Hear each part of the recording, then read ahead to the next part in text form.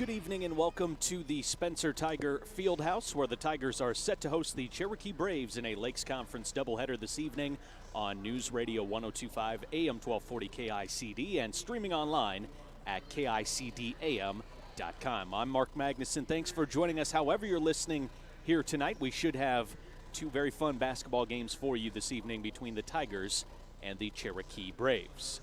Well, both girls' teams are on the floor. They've just wrapped up their warm-up shots and are heading back to the respective benches. So we will go ahead and let you know the starting lineups for tonight's matchup between the Tigers and the Braves. We'll begin with the visitors from Cherokee. Cherokee is 9-0 overall, 3-0 in conference play.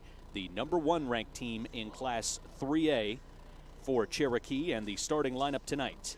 5'7" junior, number 13, Alexis Pingle. 5'9" senior, number 14, Tegan Slaughter. 5'6" senior, number 20, Grace Anderson. 5'6" sophomore, number 23, Kenna Mungan. And a 5'9" senior, number 24, Jamae Nichols. And now for the home team, your Spencer Tigers. The Tigers 7-2 on the season, 3-0 in Lakes Conference play.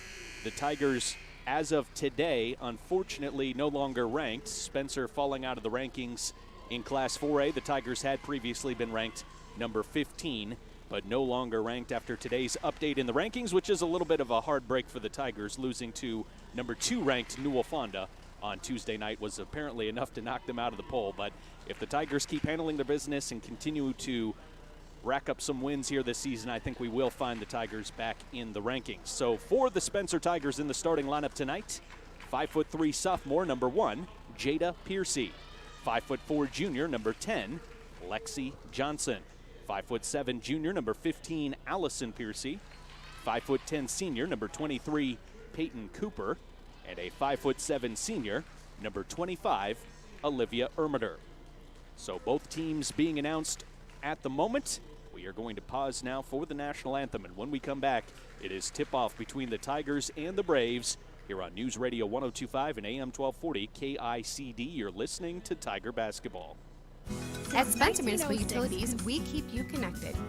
Your heating and cooling system keeps your home comfortable all year round. We all expect reliable electric service when we need it. Whether it's turning on the lights or operating appliances throughout the day, you and your family rely on it day and night. At Spencer Municipal Utilities, we are keeping you connected 24 hours a day, 7 days a week. We keep you connected to your world. Emergency medical services in Clay County is important. These people are ordinary people doing extraordinary things, often in unpredictable or harsh circumstances and traumatic conditions. Giving back to the community has always been something of passion of mine. Thank you to all the EMS providers in Clay County. We appreciate your service, not just EMS Appreciation Week, but always. It always feels good to try to help people out in the best ways you can. If you're interested in being an EMT, please call me, Tammy McKeever. Thank you, EMS.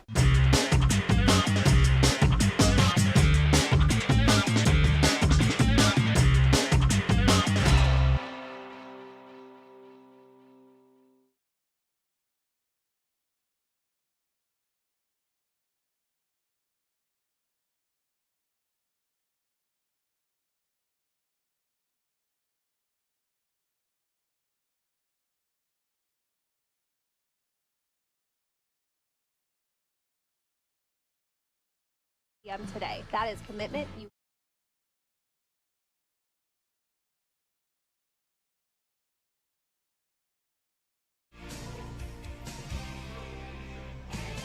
We are set for tip-off from the Fieldhouse in Spencer at Spencer High School. The Tigers hosting the Cherokee Braves tonight, and the Braves will be in the road black uniforms.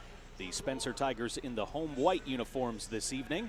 And once again, the starting lineup for the Tigers: Jada Piercy, Lexi Johnson, Allison Piercy, and Peyton Cooper, along with Olivia Ermiter. For the Cherokee Braves, leading scorer on the season is the outstanding Jamae Nichols. 15 points per game for Jamae, 13 points per game from Tegan Slaughter, 12 points per game Alexis Pingle, and you have Kenna Mungan averaging 11 points per game. So at least 4 players for the Braves in the starting lineup averaging 11 points per game. As a team, Cherokee scores 73 points per game. The Tigers win the tip. Peyton Cooper taps it back to Jada Piercy, and we are underway here from the fieldhouse. Tigers with the basketball. We'll move it on the left side of the three-point arc. Lexi Johnson. Lexi returns it to Jada Piercy, gets a ball screen now from Lexi, and Allison Piercy with the catch on the right side of the three-point arc. Now Jada Piercy gets into the lane, kicks into the corner for Lexi Johnson, and a jump ball tie-up is the call as Jamae Nichols got a hand on the basketball as the pass was trying to be made by the Tigers, and it ends up a jump ball. So now Spencer sets up some full court pressure, but Jamae Nichols breaks through it, will go all the way to the rim and has her shot blocked by Olivia Ermiter. Great job by Ermiter, who knew she was the last line of defense there, had to come over and block the shot of Jamae Nichols, who at 5'9" can handle the basketball as well as any guard on the floor. Here is Jamae coming off of a screen, gets the pass in the lane. Tigers getting physical inside and block the shot again. I think it was Ermiter, maybe Peyton Cooper, who got a hand on the shot, and the Tigers come up with the basketball. Jada Piercy will bring it across the timeline. She finds Lexi Johnson on the wing. Good defense from Tegan Slaughter, who was right there with Lexi Johnson step for step. Now Lexi to Jada, to Peyton, hand off to Lexi. She'll lay it up and lay it in. The Tigers take the lead 2-0 on the Lexi Johnson layup. Now it's Tegan Slaughter racing across midcourt, and Lexi Johnson trying to keep up with her side by side, step for step, and Lexi's going to be called for the foul as Tegan Slaughter and Lexi Johnson were jockeying for position basically down the entire length of the floor. So that will be the first on Lexi as Jamae Nichols inbounds the basketball to Grace Anderson. Now back to Nichols in the post. Great defense by Cooper. Forces the kick out, and now the three-pointer on the way, and it's good from Alexis Pingle. The 5'7" junior knocks down the Braves' first three-point shot of the game, and the Braves in front now 3-2. Jada Piercy across midcourt finds Lexi Johnson for three. That shot too strong. Olivia Ermiter goes for the offensive rebound, comes up with it, dives after the floor to get the loose ball, and now finds Lexi Johnson on a pass, and Lexi unfortunately just has her heel touch the end line and go out of bounds as she was trying to save that pass from Olivia Ermiter, who was on the ground. Really couldn't worry about where she was on the floor, just had to try to get to the basketball some way, somehow, and did that. Here is the inbounds pass by Cherokee. The Braves quickly into the front court. Corner three on the way, and it's well short from Grace Anderson. So Spencer gets the rebound. Peyton Cooper. Cooper and Ermiter have started off like a great wall around the rim so far in this game. We've already had two block shots, I believe, from the Spencer Tigers. And it is a turnover from Cherokee. Actually, a foul was called on Kenna Mongan, which means the Tigers will take over. And now Cherokee sets up in a 1-3-1 zone, it looks like, in the half-court defense. Tigers with the basketball. Allison Piercy picks up her dribble, finds Jada Piercy. Jada, 25 feet from the basket. The skip pass in the corner for Lexi Johnson. Now out to Allison, left alone for three, but it's too strong, and the ball will bounce into the corner and go out of bounds. Allison Piercy somehow got a great look up top as Cherokee collapsed too far into the corner, was not able to recover back to the top of the three-point line, which allowed a wide open look for Allison Piercy, and unfortunately for the Tigers, it wouldn't go. Spencer sets up the full court pressure once again, trailing by one. We've played 2 minutes and 10 seconds. Cherokee leads 3-2. The Braves into the front court find Jamae Nichols once again, and Jamae Nichols attacking the basket collides with Peyton Cooper, and Peyton Cooper is called for the foul. So Peyton picks up her first, and now it is Jamae Nichols at the free throw line for the first foul shots from either team tonight. Nichols lines up the first, and it is off the left side of the iron, no good.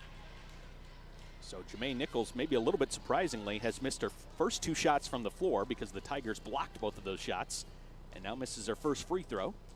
Lines up the second, and it's too strong. Olivia Ermiter with a great box out, but the Tigers couldn't get the rebound.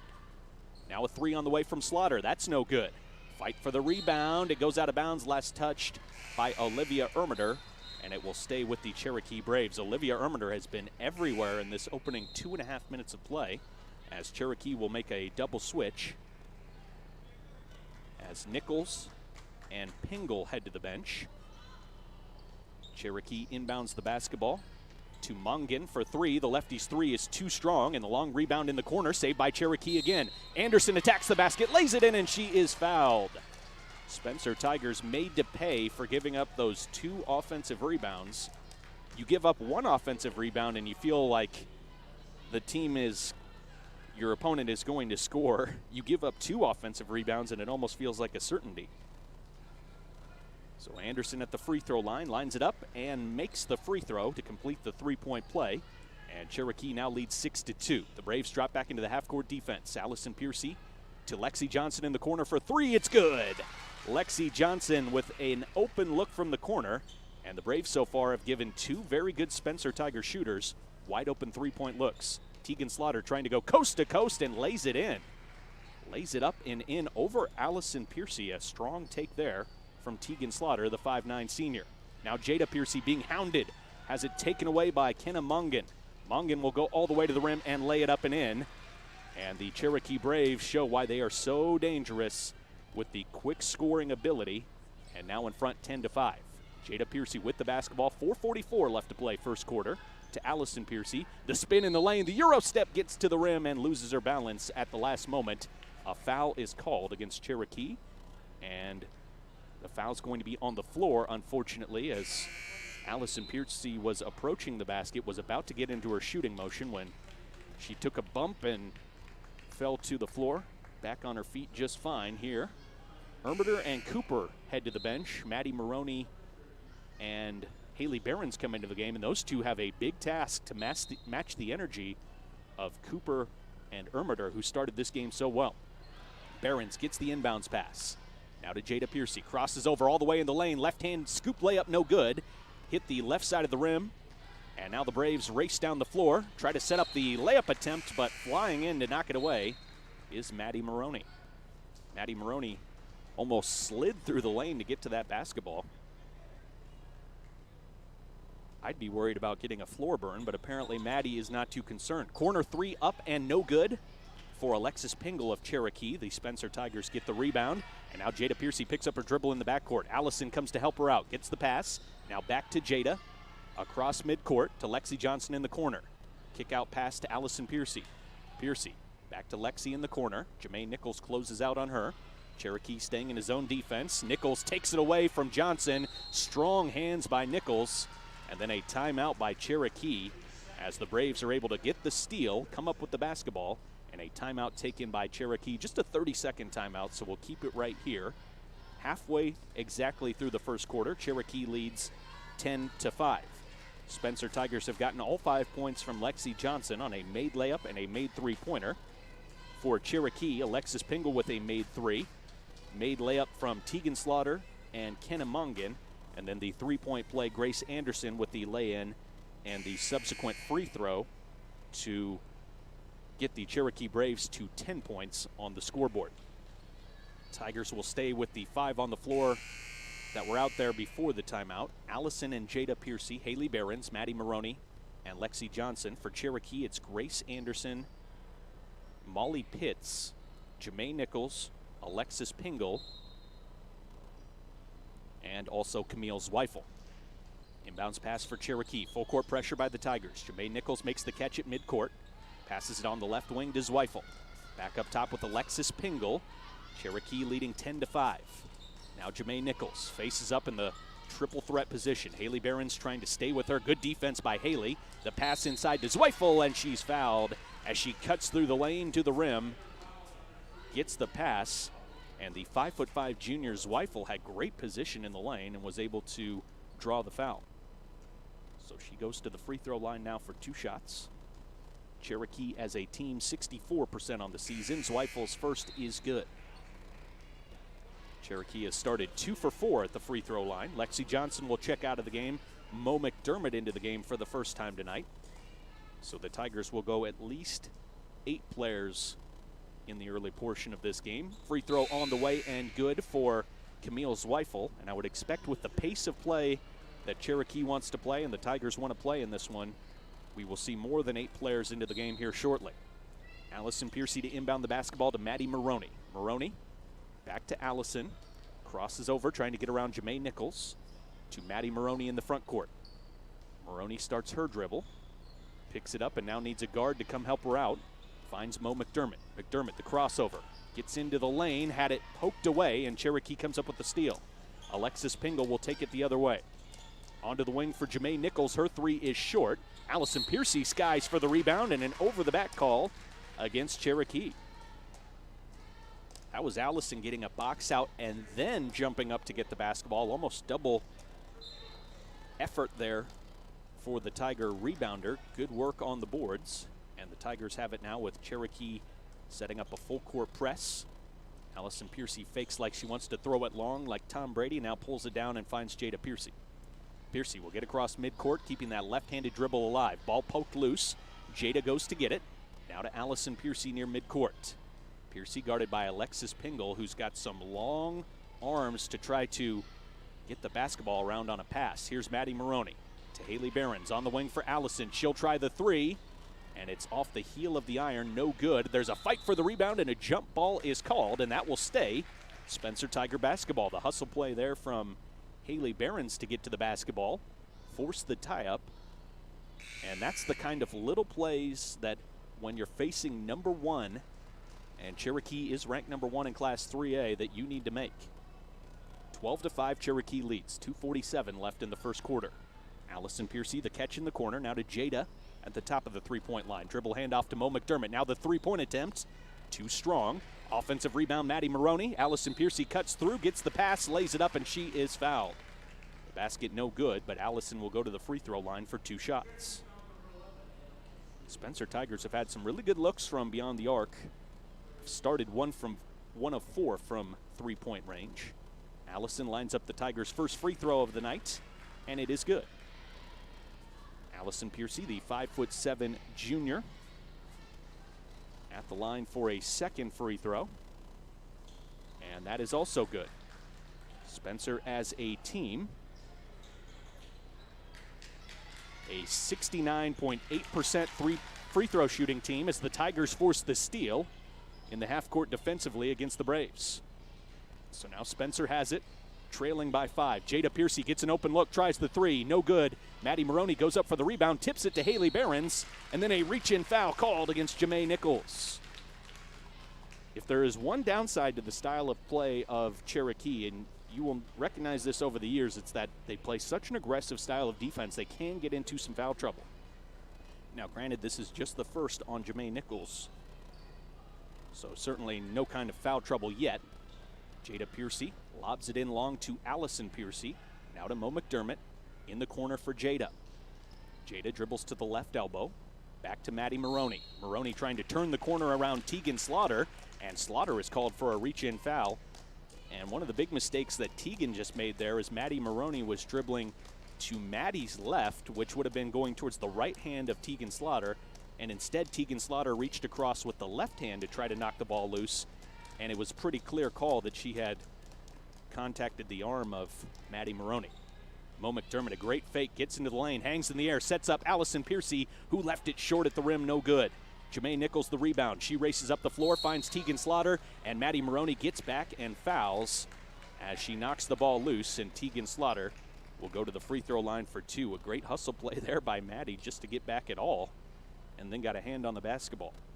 Yes, the foul called, but Slaughter will go to the free throw line for two shots. First free throw up and good for Tegan Slaughter, the 5'9" senior. In the starting lineup for Cherokee, you have three seniors, Jamae Nichols, Grace Anderson, and Tegan Slaughter, a junior, Alexis Pingle, and the sophomore, Kenna Mungan. Second free throw from Slaughter on the way and through. Cherokee has already attempted 7 free throws in this first quarter, and the Braves are 5 of 7 at the line. 14-7 Cherokee with the lead. 1:50 left to play in the first quarter. Lexi Johnson in the backcourt gets a screen from Jada Piercy, brings it all the way up the left side of the floor, picks up her dribble, finds Olivia Ermiter. Ermiter trying to dribble away from trouble, has her pass deflected by Jamae Nichols. Nichols comes up with the basketball, sets up a teammate at the other end, no good, but Nichols follows it up and lays it in. Jamae Nichols with her first basket here tonight. The first miss was from Camille Zweifel, as Jada Piercy will try the three, stop and pop. Jada Piercy knocks it down. No hesitation on that shot, and it's 16-10. Cherokee leading by 6. Jamae Nichols finds Molly Pitts. Pitts to the basket. Her shot blocked by Ermiter again. And I think that's going to be 3 blocks on Olivia Ermiter, or for Olivia Ermiter, rather. And now you've got a collision in the lane where Cherokee is fouling Spencer, and now the Tigers are headed to the free throw line. That is the 7th team foul on Cherokee, and the Tigers are in the bonus. That foul was called on Abby Vandaloon, the 5'8" junior. Her first personal, the 7th team foul. And now it is Peyton Cooper at the free throw line for Spencer, the 5'10" senior. Will have a 1-and-1 opportunity with Spencer now in the bonus. Peyton's free throw is up, and it rims out no good. Ermiter tips the ball. Allison Piercy comes up with it. She gets to the rim. Not fouled as the shot was partially blocked. And the rebound to Cherokee. The Braves get it into the front court. Now the Tigers match up defensively. Vandaloon in the corner. Thought about the 3 for a moment. Instead passes it into the paint. Shot up and no good from Molly Pitts. And Allison Piercy gets the rebound. Allison picks up her dribble in the backcourt, now finds Mo McDermott across the timeline. Cherokee not matched up, and a foul called on the Braves. The Braves didn't know who had who there, I don't think. Which, there was only one substitution at that last free throw. Lexi Johnson came into the game for Jada Piercy. I'm not really sure where the Braves got their wires crossed. Either way, it's going to send Mo McDermott to the free throw line for a 1-and-1 chance now. That foul was called on Anna Paulsrud, the 5'8" junior, picking up her 2nd. 8th team foul on Cherokee. Mo McDermott's free throw is up, and it rims out no good. The Tigers missing the front end of a 1-and-1 on back-to-back trips. Now Cherokee tries the 3. No good from Camille Zweifel. Fight for the rebound. Allison Piercy gets it. Now up ahead to Mo McDermott. Head of steam to the basket. Lays it up and in as Tegan Slaughter tried to take the charge. Was unsuccessful. And it's 16-12 Cherokee. The Tigers lock down Tegan Slaughter. She passes in the corner to Grace Anderson. Back to Tegan Slaughter. Gets into the paint, shoots it up, and is fouled at the rim.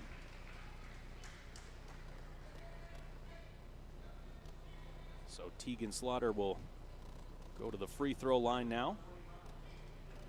Foul was called on Olivia Ermiter, just her first foul, which is good news for the Tigers. Spencer needs number 25 on the floor right now. She's being very disruptive, both as a shot blocker at the rim, which we have seen Olivia do this year, is protect the rim a little bit, but here tonight has been a rim protector in a big way, also doing a nice job on the glass. 2nd free throw from Slaughter, also good.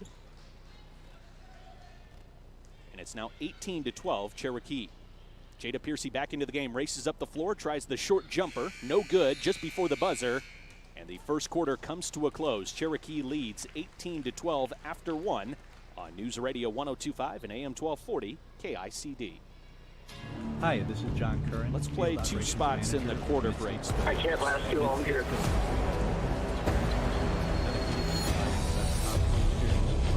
We'll be out here all night.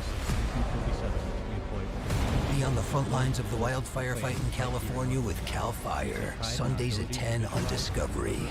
Watch your favorite channel anytime, anywhere with Watch TV Everywhere on SMU Cable. Learn more at smunet.net or watchTVEverywhere.com.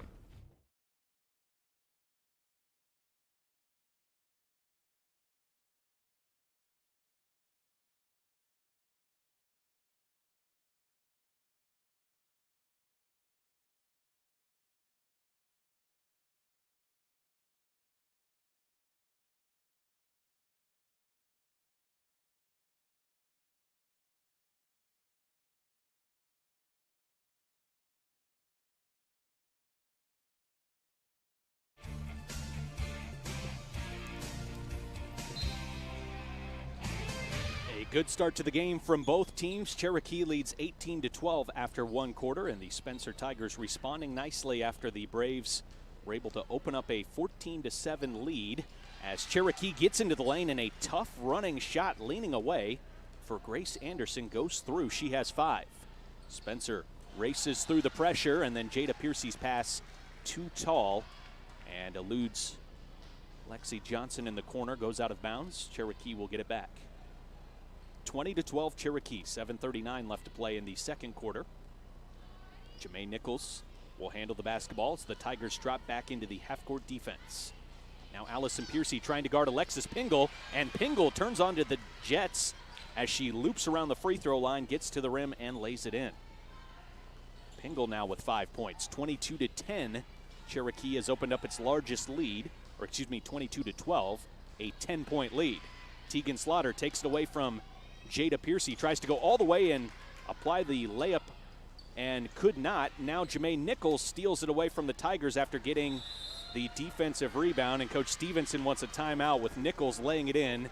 A quick 6-0 run from Cherokee to start this second quarter, and it's 24-12 Braves. 7:03 left to play in the second quarter on News Radio 102.5 and AM 1240 KICD. Yep, I've got an office job now. Iowa adopted 0 fatalities, and frankly, this whole let's work together to reduce traffic fatalities wasn't looking good for me. Sure. Following these 5 simple rules can keep you and your loved ones, alive. But come on, I can't spend eternity here. I'm not exactly a people person.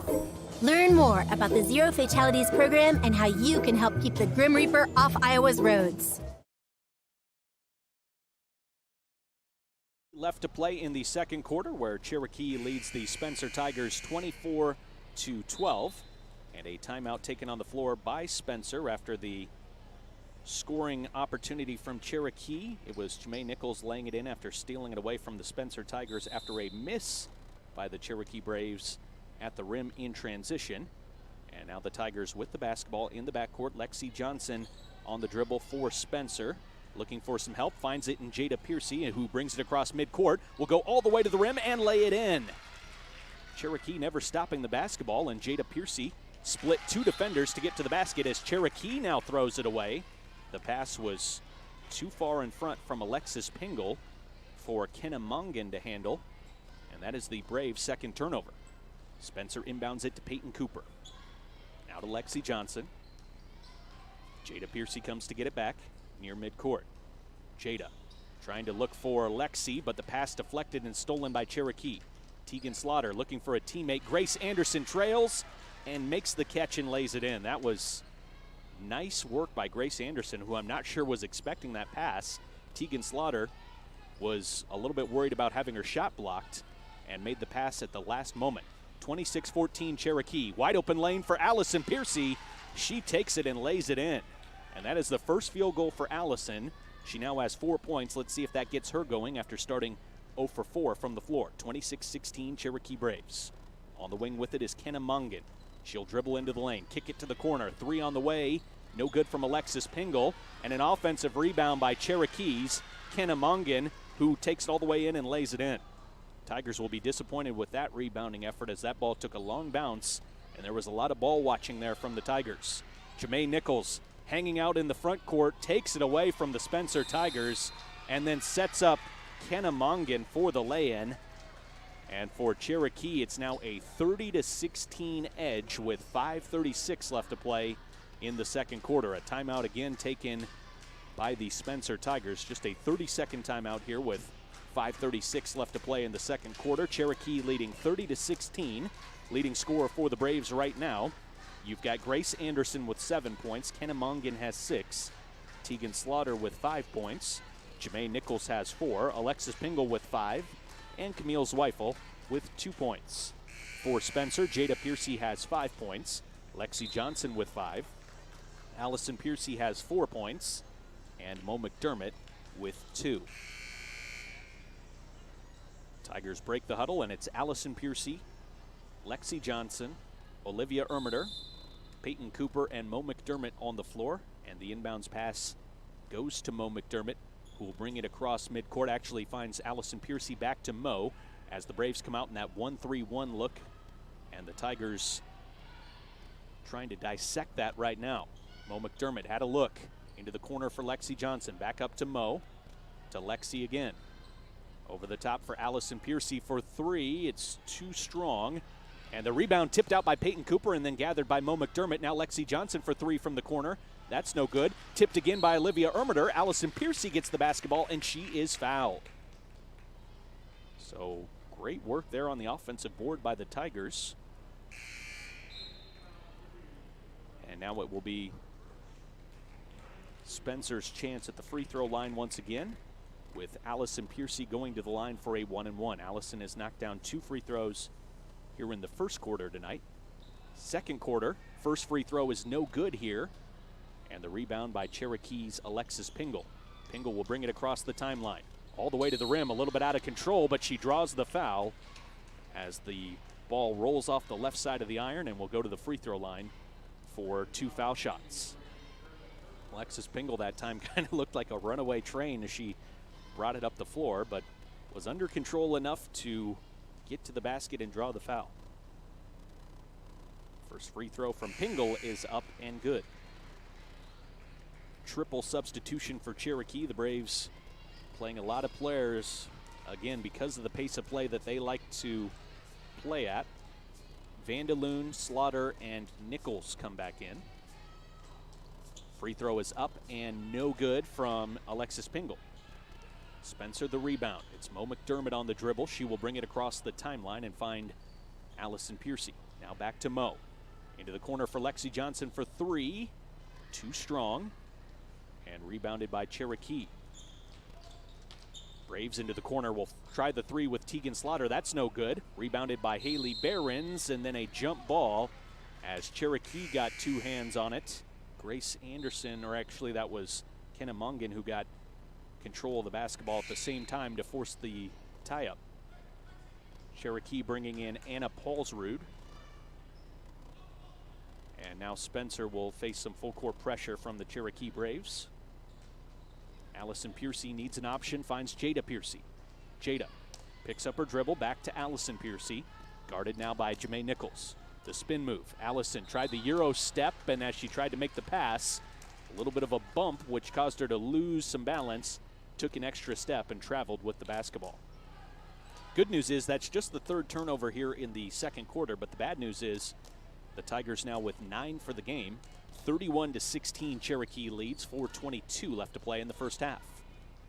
Tegan Slaughter handling the basketball, lobs it inside, dangerous pass, ripped away by Jada Piercy. Jada will keep it herself. Sets up the Tigers offensively. Maddie Maroney in the corner to Allison Piercy up top. Opposite corner for Mo McDermott. She drives in the lane, looks inside for Haley Behrens, and the pass off of her hands and out of bounds. Cherokee will take over after the Tigers' 10th turnover here tonight. 4:02 left to play in the second quarter. Cherokee leading 31-16. Inbounds pass, Kenna Mongan into Tegan Slaughter. Now back to Mongan. Slaughter again looking for Nichols now. Tigers almost tipped it away. Corner 3 is up and good from Anna Paulsrud. That's the second made 3 for the Braves. When the Braves get the 3-point shots going, they are very difficult to beat. Here's Jada Piercy across midcourt. Braves come up with the steal again. Throw it ahead for the layup attempt, and it's no good, but a follow-up layup will go for Molly Pitts. Tigers will be frustrated with how that played out, but the Braves come up with the basket and now lead by 20. Hanging in the lane at the other end and connecting is Mo McDermott from about 8 feet out. And it's now 36-18 Cherokee. Jamae Nichols races ahead, passes in the corner. Ball took a deflection, I thought, as it went out of bounds, but referee said it was last touched by Cherokee, so maybe Molly Pitts in the corner got a touch on it last.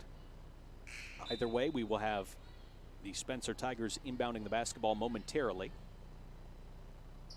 3:16 left to play in the second quarter. Cherokee currently doubling up the Tigers 36-18. Inbounds pass to Maddie Maroney. Now back to Allison Piercy. She crosses over, gets across the Tiger logo at midcourt, and finds Maddie Maroney. Now into the post for Haley Behrens.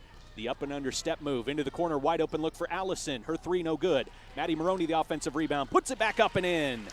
Great work on the offensive glass there from Maddie Maroney for her first basket of the night. Braves throw it long over the top, get in the lane, and lose the basketball. And then the Tigers come up with it. Jada Piercy, and it was knocked away from her out of bounds by Camille Zweifel. I think for anyone that watches Cherokee play for the first time, the thing you will notice is active hands from everybody. Getting hands on the basketball, getting deflections, steals. Here's Allison Piercy in the front court now for the Tigers. Mo McDermott in the corner. Fake the three, steps in, takes the short jumper, no good. Offensive rebound, Haley Behrens, who's fouled on the floor. Had an easy chance at the lay-in if there wouldn't have been the foul. And now Haley Behrens will go to the free throw line for 2 foul shots. 36-20, Cherokee in front. 2:36 left to play in the second quarter. Free throw up and no good for Haley Behrens on the first. Tigers have left some points at the free throw line here in the first half. Just 2 of 6 uncharacteristic misses at the line for the Tigers. I think part of that is the speed of the game and some fatigue at the line. Second free throw good for Haley Behrens. 36-21. 2:33 left to play in the second quarter. Braves in front by 15. Bad pass by the Braves will end up in the backcourt, and it will be an over and back, as running back to get it, even though she really didn't need to, was Camille Zweifel. 4th turnover for Cherokee. We'll give it back to Spencer, and the Tigers will be inbounding in the front court. Coach Slaughter doesn't like what he's seeing here in the last few moments. We'll bring back in Tegan Slaughter and Jamae Nichols, 2 of the obviously main players on this Cherokee team, the driving forces of this team, if you will. Haley Behrens down the right side of the lane, bumped into by Jamae Nichols, and she is called for the foul. And for Jamae, that's going to be number 2. So she comes right back into the game, picks up the foul, and Coach Slaughter frustrated with her there because she did get a little bit sloppy, not moving her feet so much as just trying to reach in and steal it away. Free throw is up and good from Haley Behrens on her first. She's 2 for 3 at the line now. And it's 36-22 Cherokee. The Tigers chipping into that lead. Second free throw is no good. Too hard off the back iron. Braves lob it up ahead to Tegan Slaughter. She gets inside. Her shot too strong, and it's rebounded by Jada Piercy. Jada to Peyton Cooper. Now up ahead to Maddie Maroney. Maroney looks inside for Haley Behrens and cannot connect on the pass, as it will go out of play. 11th Tiger turnover. Spencer making some substitutions. Piercy, that's Jada Piercy, and Maddie Maroney go to the bench. Coming back into the game, Allison Piercy and Lexi Johnson.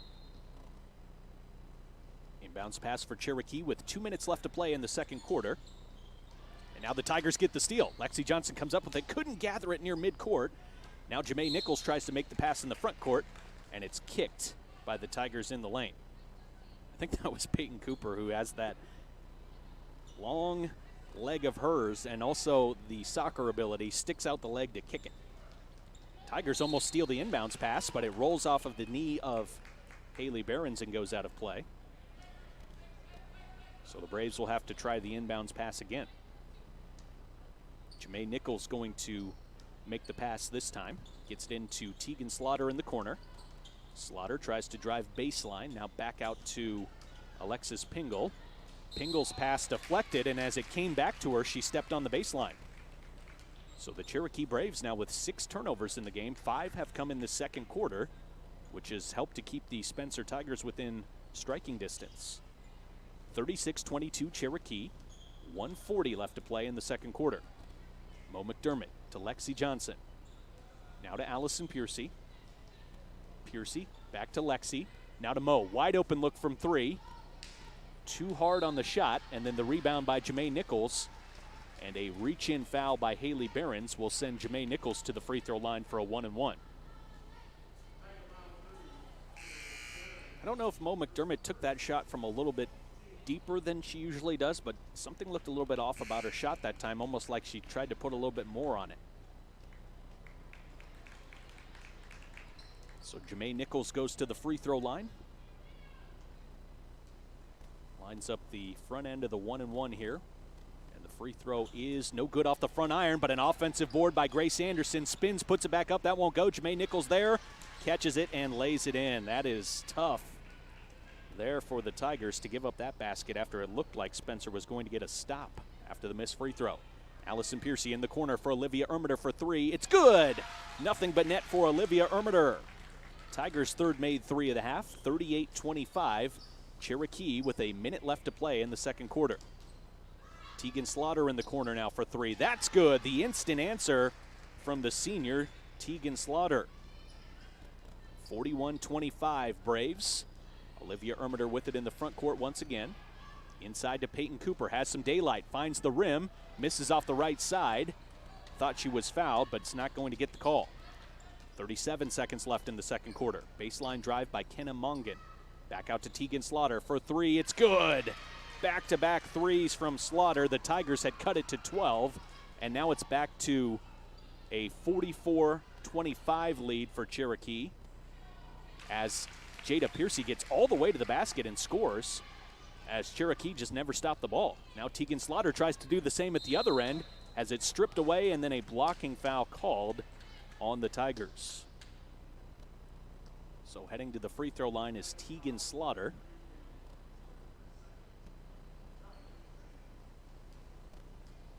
And Tegan Slaughter will line up 2 free throws. The first is good. Tegan Slaughter now 4 for 4 at the line, has 12 points in the first half. Peyton Cooper checking out of the game. She picked up that last foul. It's her second. 12 seconds left to play in the half. Peyton will probably be on the bench for the remainder of the half. Second free throw from Slaughter is good. And it's now 46-27 Cherokee Braves.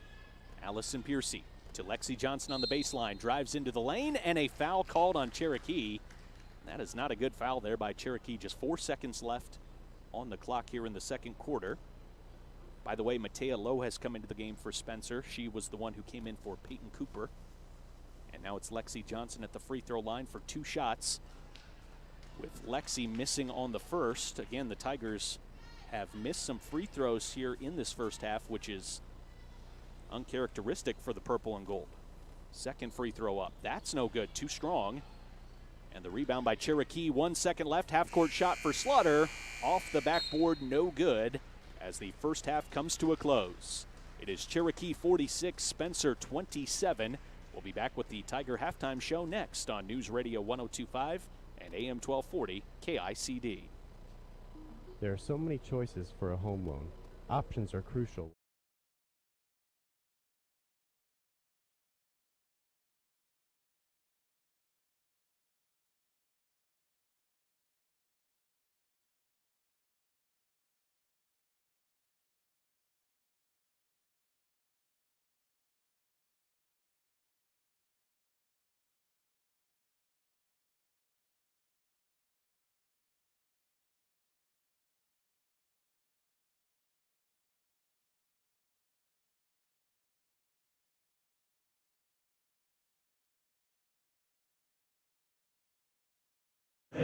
Spencer Tiger and Nancy.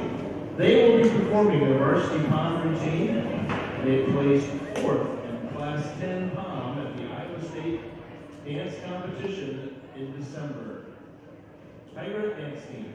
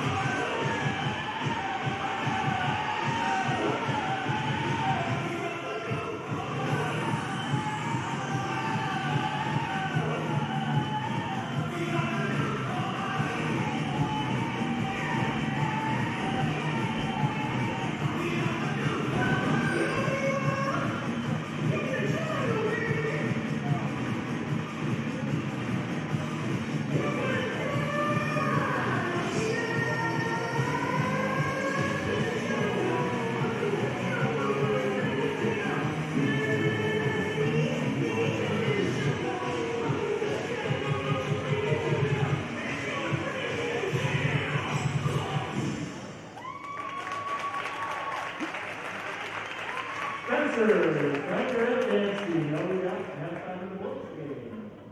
Thank you, girls. 712-262-1918.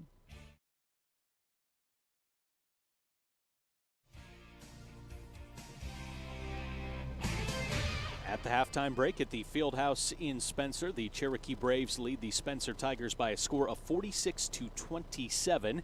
Lakes Conference matchup between the Tigers and the Braves. Spencer in the first quarter shot 4 of 11 from the floor, 6 of 12 in the second quarter, and for the half 10 of 23. The Tigers were 3 of 8 from long range, 38% from the three-point line. And Spencer, the real downside of that first half was the struggles at the free throw line for the Tigers. Spencer went just 4 of 11 at the free throw line, which is, again, out of character for the Spencer team. But I think the pace of the game probably causing some of the free throw issues for Spencer. That's just my speculation. 11 turnovers unofficially for the purple and gold for Cherokee.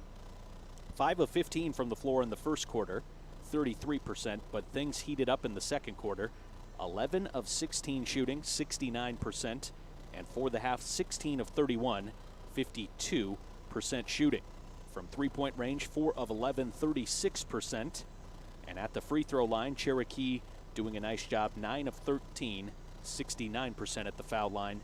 And the Braves also limiting their turnovers pretty well so far with just 6, although they did have just 1 in the first quarter, and then the Braves with 5 turnovers in the second quarter as Spencer was able to ratchet up the defense a little more and cause some of those takeaways here in the game.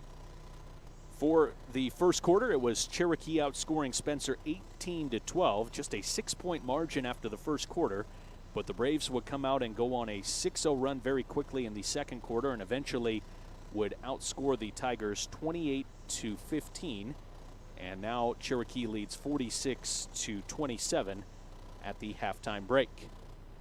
Upcoming schedule for the Spencer Tigers. The Tigers have had some changes to the schedule because of the Cenos Classic being canceled. The Tigers will not be playing tomorrow as had been previously scheduled. So actually it's going to be a little bit of a break for the Tigers, and Spencer will next play on Thursday night of next week. It will be January 14th. Spencer goes to Algona for a non-conference doubleheader, and then next Friday night the Tigers will be at Estherville Lincoln Central for a conference doubleheader. So a little bit of time off after tonight, a week's time before Spencer is back on the court, and the Tigers will take on Algona and then Estherville Lincoln Central. We'll take another quick break. When we come back, it is the start of the third quarter between the Spencer Tigers and the Cherokee Braves. Cherokee leads at the half, 46-27, here on News Radio 102.5 and AM 1240 KICD. There was an old woman who lived in a shoe. She had so many children she didn't know what to do.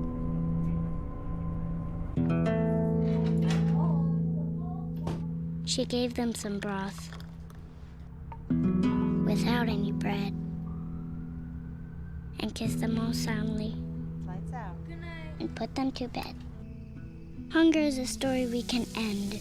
End it at feedingamerica.org. These big pots are made for one thing, but look and you know what I mean. When fruit goes in, sparks begin, and some pot's gonna get smashed, then crashed, then trashed. There's nowhere to hide from a flamethrower blast. Can't look away when these robots attack, 'cause BattleBots is back. Watch your favorite channel anytime, anywhere with Watch TV Everywhere on SMU Cable. Learn more at smunet.net or watch tveverywhere.com. We have a surprise for you. Your parents are watching. No pressure. Now they're all wrong. Are you guys freaking out? Yes. So it's just an emotional thing watching your kid live out a dream. Oh my God, oh my God, oh my God. We're all so proud of you. All new Kids Baking Championship, Monday at 9 on Food Network. Watch your favorite channel anytime, anywhere with Watch TV Everywhere on SMU Cable. Learn more at smunet.net or watch tveverywhere.com. Yep, we've seen people do a lot of, not safe things on the highway. There's the old, just this one text. Why use turn signals? Everyone around me can read minds. And I like playing NASCAR with semis. It's called drafting, not tailgating, and sometimes you just want to test those giant blind spots. Our job is to keep you safe from, well, all of that and more. Which is why we are partnering with local law enforcement to identify dangerous drivers. Let's make the roads safe for everyone. Our family, protecting yours.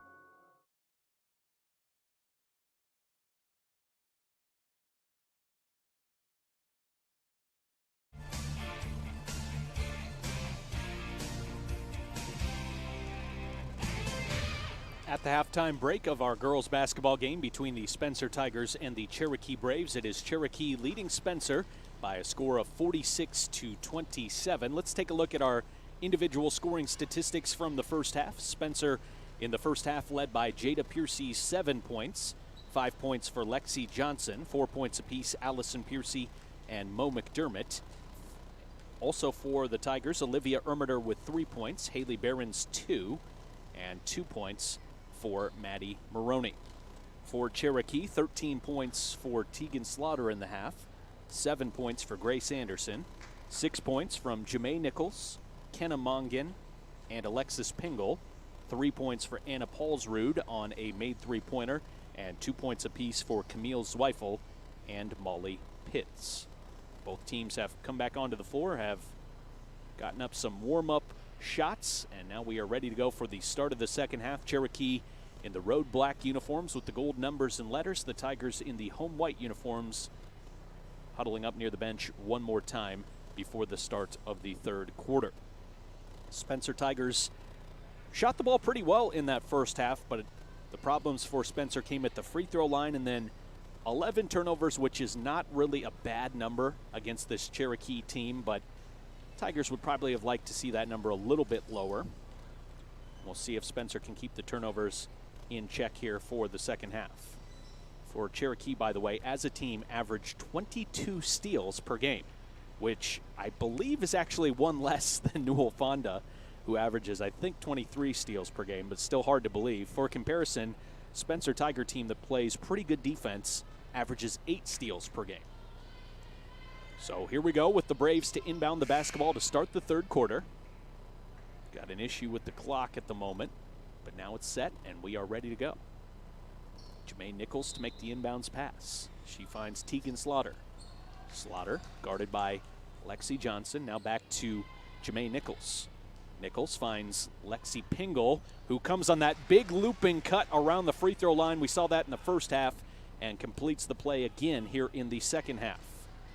Spencer Tigers' Jada Piercy makes the difficult pass over the top. Nice catch by Lexi Johnson, but then throws it away as she was trying to set up, I believe, Peyton Cooper near the rim. Cherokee with the steal. Now the Braves get inside at the other end, and a block shot from Olivia Ermiter. I think that's her 4th tonight. Olivia at 5'7" is just erasing shots. 48-27. Cherokee with the lead. 7:18 left to play in the third quarter. Tigers trying to chip into this lead here in the third. Allison Piercy for 3. Way too strong on the shot. That's one Allison would like back. And then Peyton Cooper trying to chase down that rebound. Looks like she might have gotten a hit on the chin, but it looks like she's okay. Allison Piercy struggling to shoot the basketball, has not connected on a three-pointer yet tonight. I think part of that is the great defense of Jamae Nichols. Tigers block the shot at the rim. This time it's Peyton Cooper. Jamae Nichols could not find the finish. Spencer at the other end in the offensive set.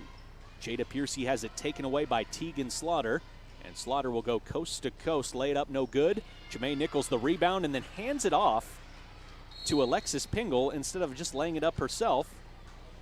Guess you could say that's unselfish basketball, but it was way too unselfish almost. And as they go back to the bench, Coach Slaughter kind of jokingly pats Jamae Nichols on the head, kind of like, what was that all about?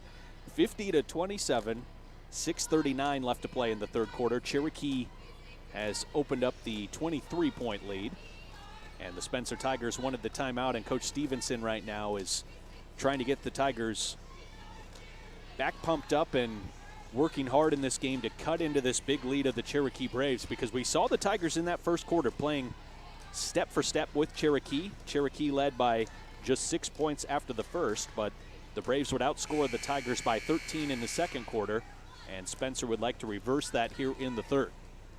Matea Lowe has come into the game, and Matea Lowe will inbound the basketball to Mo McDermott. Maddie Maroney and Haley Behrens also back in. Mo McDermott brings it across the timeline, and here's the Cherokee zone defense again. Matea Lowe, an open look for three.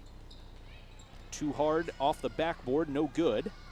And the rebound pulled down by Kenna Mongan. Now up ahead to Tegan Slaughter for three. Jamae Nichols, another offensive rebound. Out to Mongan for three. It's in and out, no good. Offensive rebound, Lexus Pingle to Jamae Nichols. Slices through the lane, cannot finish. And finally, the Tigers secure the rebound. Cherokee got 3 good looks at that. Could not get any of them to go. And now Spencer has the ball knocked loose. Jamae Nichols dives after it on the floor, but it slides out of bounds near the Tiger bench. So Spencer will keep the basketball. 6 minutes left to play in the third. Cherokee 50, Spencer 27. Mo McDermott gets inside the three-point line and all the way to the basket, and a foul is called on Cherokee. Reach-in foul from Kenna Mongan, who was a little too eager there. Caught Mo McDermott on the arm. And now Mo is at the free throw line for 2 shots. 1 free throw attempt so far for Mo. Could not knock it down. This time it's in and out, no good. So Spencer now just 4 of 12 at the free throw line in this game for a team that shoots pretty much right at 70% on the season. Second free throw from Mo McDermott coming momentarily. It's up and short off the front iron. Cherokee the rebound, and now it's Alexis Pingle across midcourt. Up ahead to Camille Zweifel, and Zweifel has it slide through her hands and go out of bounds. 7th Cherokee Brave turnover here tonight. And Spencer will inbound it with Matea Lowe. Tigers trailing by 23. 5:45 left to play third quarter. Mo McDermott up the left side of the floor has it knocked loose, and Cherokee couldn't save it from going out of bounds, so it will be Spencer ball. Tigers will keep the basketball. Mo McDermott to inbound it. Mo into Maddie Maroney. Now back to Mo McDermott near the baseline. Up top to Maddie Maroney once again. 5:34 left to play in the third. Maddie's pass blocked, and then as she goes back for the ball, collides with Camille Zweifel, and a foul called on Maddie Maroney. Cherokee will get the basketball after the Tiger foul, and now Spencer sets up the full court pressure. Alexis Pingle trying to get around 2 Spencer Tiger players, does so as she brings it into the front court. Now Tegan Slaughter behind the back all the way to the rim. The scoop lay-in is good for Tegan Slaughter. 15 points now for the senior, and it's 52-27 Cherokee Braves.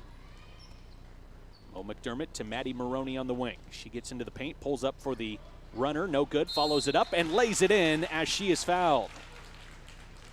Second time tonight we've seen Maddie Maroney score on an offensive rebound and a putback.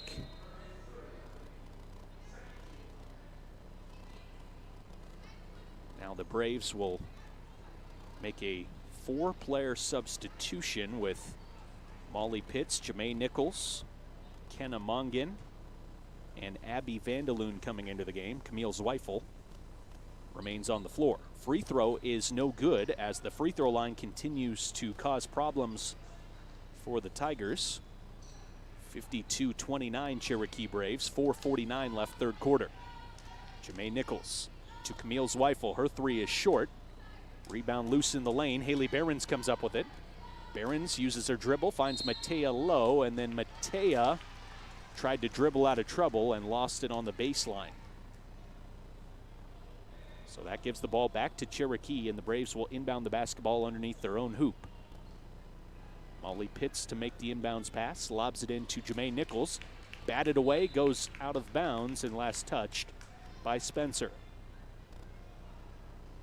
4:35 remaining in the third. Cherokee with the basketball.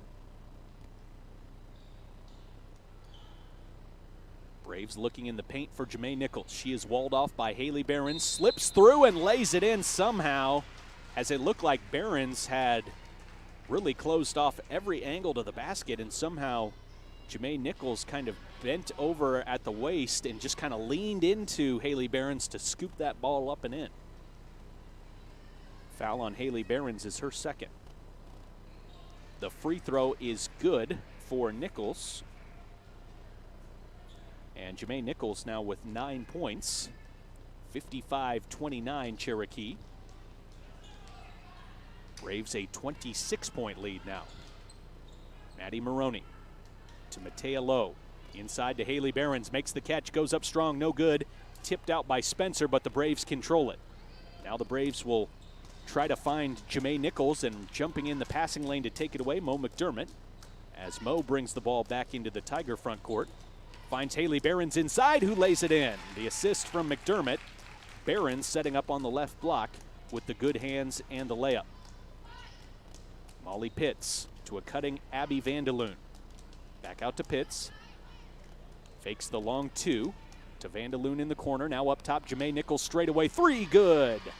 Ja'May Nichols with her second three-point attempt of the game and her first three-point make of the game. 58-31, Cherokee in front. Mo McDermott went to make the pass, and as she tried to, I think the ball was touched by the Cherokee player, which caused Mo to kind of reel it back in, and she traveled in the process. So 15 turnovers for Spencer now. Braves inbound the basketball to Kenna Mungan. She gets it across the Tiger logo at midcourt. Sets up Molly Pitts for three. That's too strong.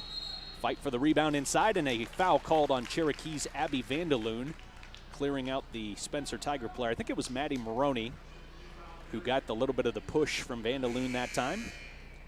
Vanderloon picking up her second personal foul. And now the Tigers will bring four starters back into the game with Allison Piercy, Jada Piercy, Peyton Cooper, and Lexi Johnson joining Haley Behrens on the floor. Good stretch there from the Tiger bench, but the Braves continuing to put up points on their offensive end. Now lead at 58-31. Stop and pop once again from Jada Piercy, no good. Haley Behrens got the offensive rebound, but Ja'May Nichols snuck in and took it away. Now the Braves get inside and get the layup attempt. A foul called on Spencer. The layup wouldn't go for Camille Zweifel, and she will go to the free throw line for a couple of foul shots. 58-31 Braves with 2:59 left in the third quarter, and Camille Zweifel at the free throw line, where she is able to connect on the first. Hit about every part of the rim, but does fall through. Camille Zweifel is now 3 of 3 at the free throw line. Her only 3 points in the game.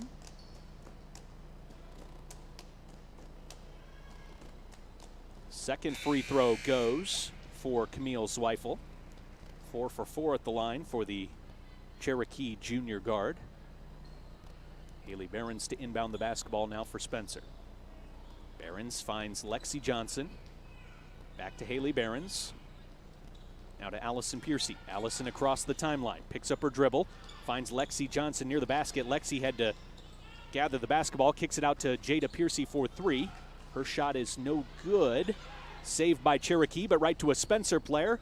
And Haley Behrens lays it up, and as it rolls off the right side of the iron, no good. Tigers having some trouble finishing shots here in the third quarter. Cherokee called for a travel at the other end as the Braves tried to link up on a long three-quarter court pass. As Taylor Christensen made the catch, took an extra step before she put it on the floor. I think she was trying to line up her steps for a layup attempt. Now the Tigers get behind the defense. Jada all the way to the basket, the Euro step and the lay-in. If you can learn the Euro step at the varsity level and be able to do it effectively, it can be a major weapon for you. Now Peyton Cooper the steal at midcourt. She goes coast to coast and lays it in. Nice work there by Peyton Cooper, the Tiger forward.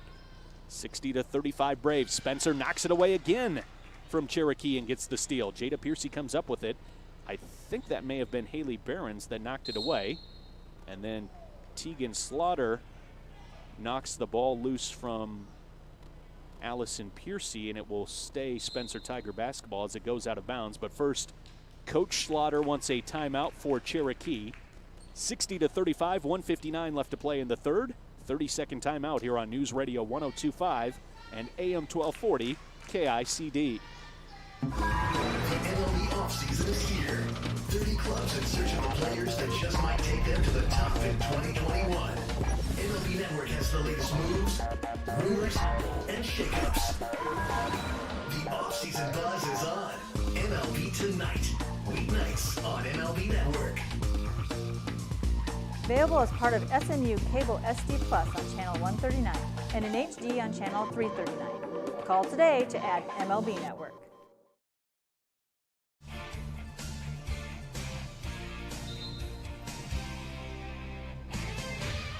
Spencer Tiger basketball. Lexi Johnson inbounding it to Jada Piercy with 1:55 remaining in the third quarter. The Tigers trying to cut into the big lead of Cherokee. The Braves in front 60-35.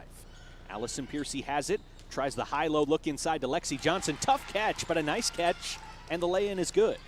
Lexi Johnson with now 7 points in the game. Cherokee quickly up the floor, and the Braves find a path to the basket. This time it's on the baseline, and it's Grace Anderson, who has been very efficient tonight. 4 of 6 shooting, has 8 points. Actually make that 9 with a made free throw. 62-37 Braves. Jada Piercy trying to weave through the defense and is able to do so. And then as she makes the pass to Haley Behrens, takes a little bit of a hip check from Jamae Nichols. And for Jamae Nichols, that will be her 3rd personal foul. And she's going to stay in the game for the moment with Cherokee up by a large margin, but wouldn't be surprised to see her check out of the game here shortly with 3 fouls, at least for a little bit.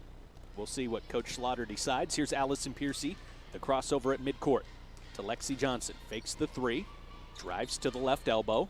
Now to Haley Behrens, out to Peyton Cooper. Her 15-footer won't go, and the ball bounces out of bounds. Last touch by Cherokee.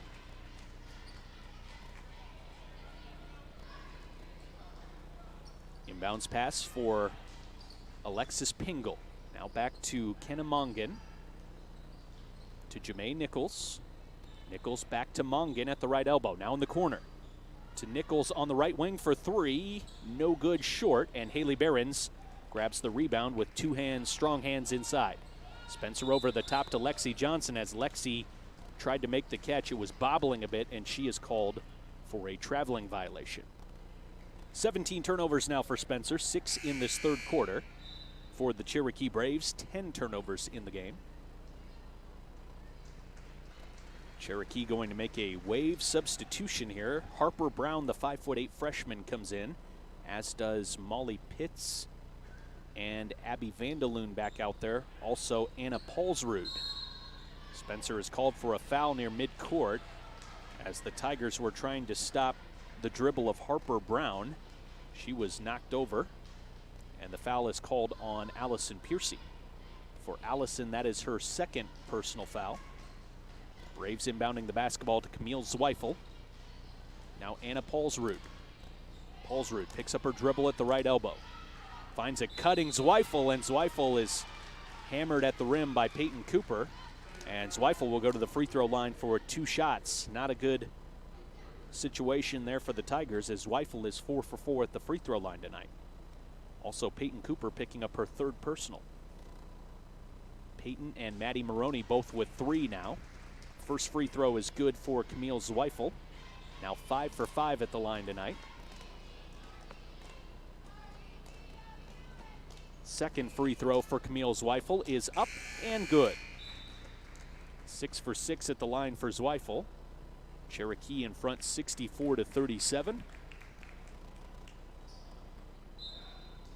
And now Spencer inbounding against the full court pressure. Jada Piercy comes back to the basketball. Haley Behrens finds her. Now to Allison Piercy at midcourt. Has a path to the rim. Lays it up strong over the defender. No good. Tigers tip the rebound, and Haley Behrens comes up with it. Spencer with the ball. 20 seconds left, third quarter. 3 on the way. Good for Allison Piercy as she knocks down her first 3 of the night. 64-40. Cherokee leads by 24. Camille Zweifel. Drive and dish. Abby Vandeloon. Now Molly Pitts to the free throw line. Back out to Harper Brown. Anna Paulsrud. Pitts will try the 3 at the buzzer, and it's no good off the left side. 64-40. Cherokee in front. We've got 8 minutes left to play. Fourth quarter coming up next on News Radio 102.5 and AM 1240 KICD. I can't last too long here.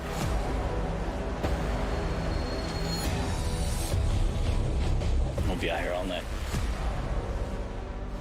Be on the front lines of the wildfire fight in California with CAL FIRE. Sundays at 10 on Discovery. Watch your favorite channel anytime, anywhere with Watch TV Everywhere on SMU Cable. Learn more at smunet.net or watchtveverywhere.com.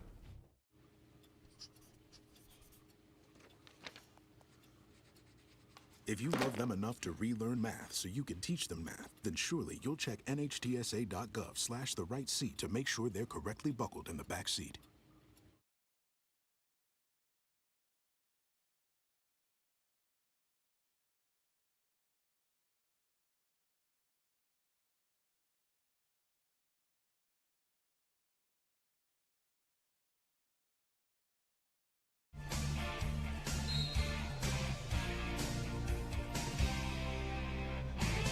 Start of the fourth quarter from the Fieldhouse in Spencer, and the Spencer Tigers trailing the Cherokee Braves. The Braves with a 64-40 lead, and the Tigers have the basketball to start the fourth. Allison Piercy to Jada Piercy on the wing for three. No good. Peyton Cooper follows it up and lays it in.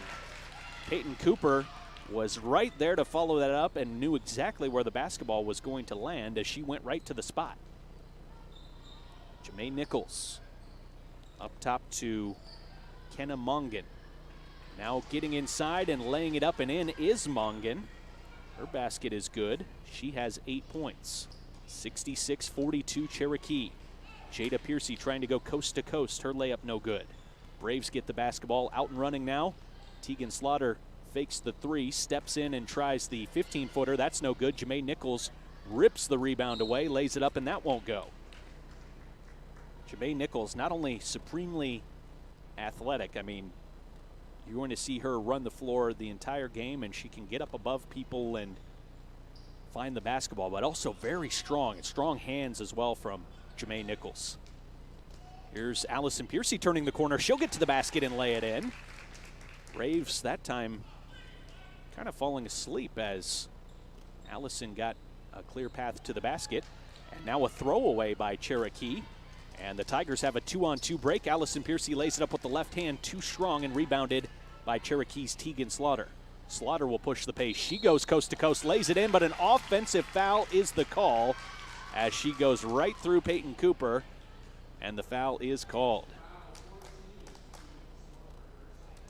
So Tegan Slaughter will pick up her second personal. Got a big round of applause from Peyton Cooper as well, as she was happy to see that that call was going against Tegan Slaughter.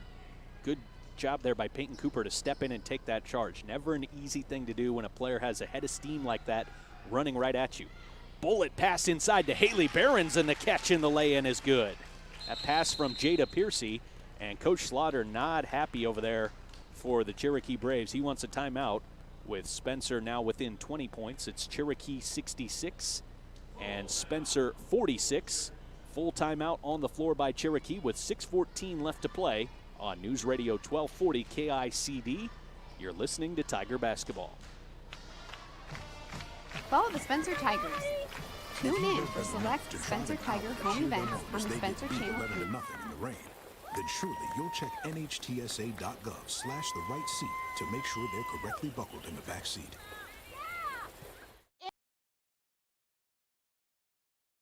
Stem is precise, no margin for error. Dare to forget that. Dare to have fun with it. Get weird with it. Dare to load their minds. Dare to explore. Dare to STEM. Learn more at She Can STEM.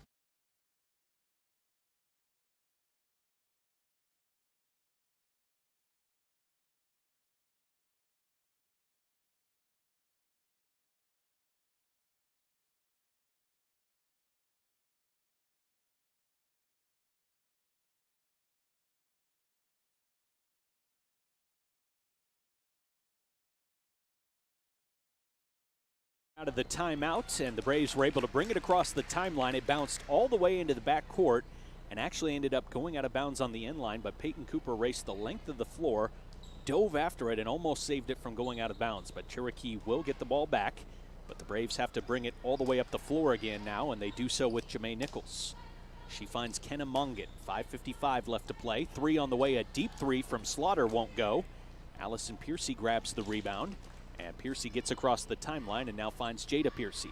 Jada into the lane. Pulls up for the short jumper and is fouled. Jada Piercy, kind of a shot put from just inside the free throw lane. And a Cherokee player with a strong hit on the arm of Jada to send her to the free throw line. First foul shot for Jada tonight is good. Jada Piercy with an even 10 points now in the game. Jada, an 83% free throw shooter on the season, lines up her second foul shot. The free throw is on the way, and it rims out no good. I'll take the blame for that one. 66-47, Cherokee in front. 5:38 left to play.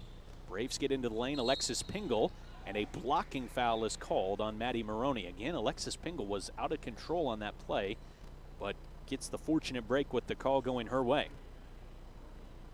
Pingle was actually coming in sideways in the air when she collided with Spencer's Maddie Maroney, and for Maddie, that's now 4 fouls. Free throw is on the way from Alexis Pingle, and it's short off the front iron. Jada Piercy will check out of the game now for the Tigers. And it is Alexis Pingle at the line for a second free throw. This is nothing but net and good.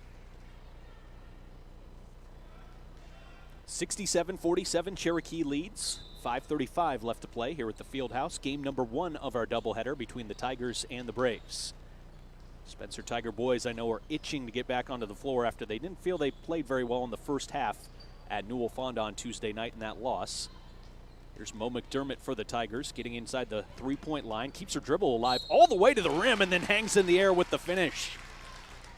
Mo McDermott that time just kind of probing with the basketball on the left side, dribbled towards the baseline, then almost started to back out. The defender then, thinking that Mo was going to bring the ball all the way back out near the three-point line, kind of drifted away, and then that allowed the path to the rim. Free throw is up and good, and McDermott completes the three-point play. 7 points now for Mo McDermott, and it's 67-50 Cherokee with 5:17 remaining in the fourth quarter.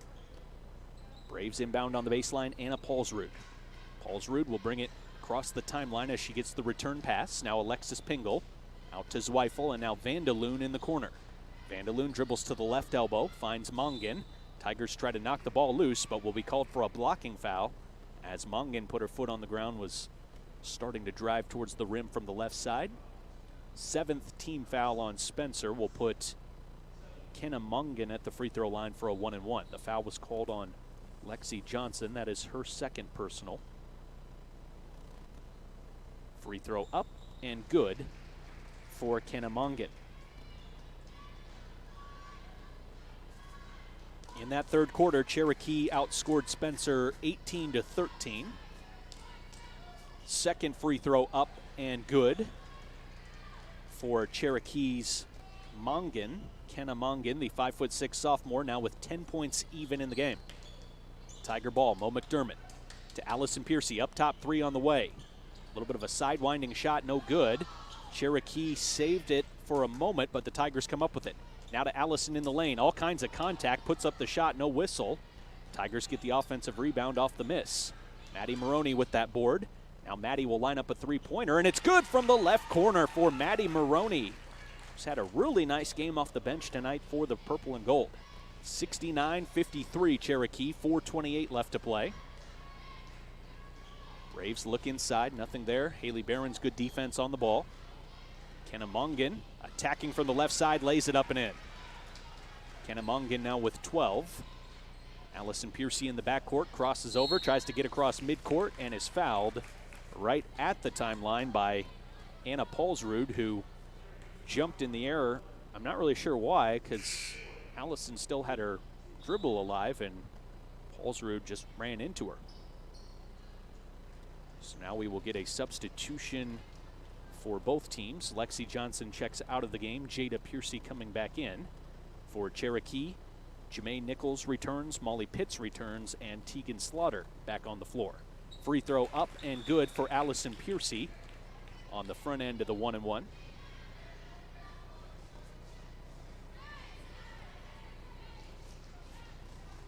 Allison Piercy will line up the second free throw. It is in and out, no good, and Jamae Nichols gets the rebound.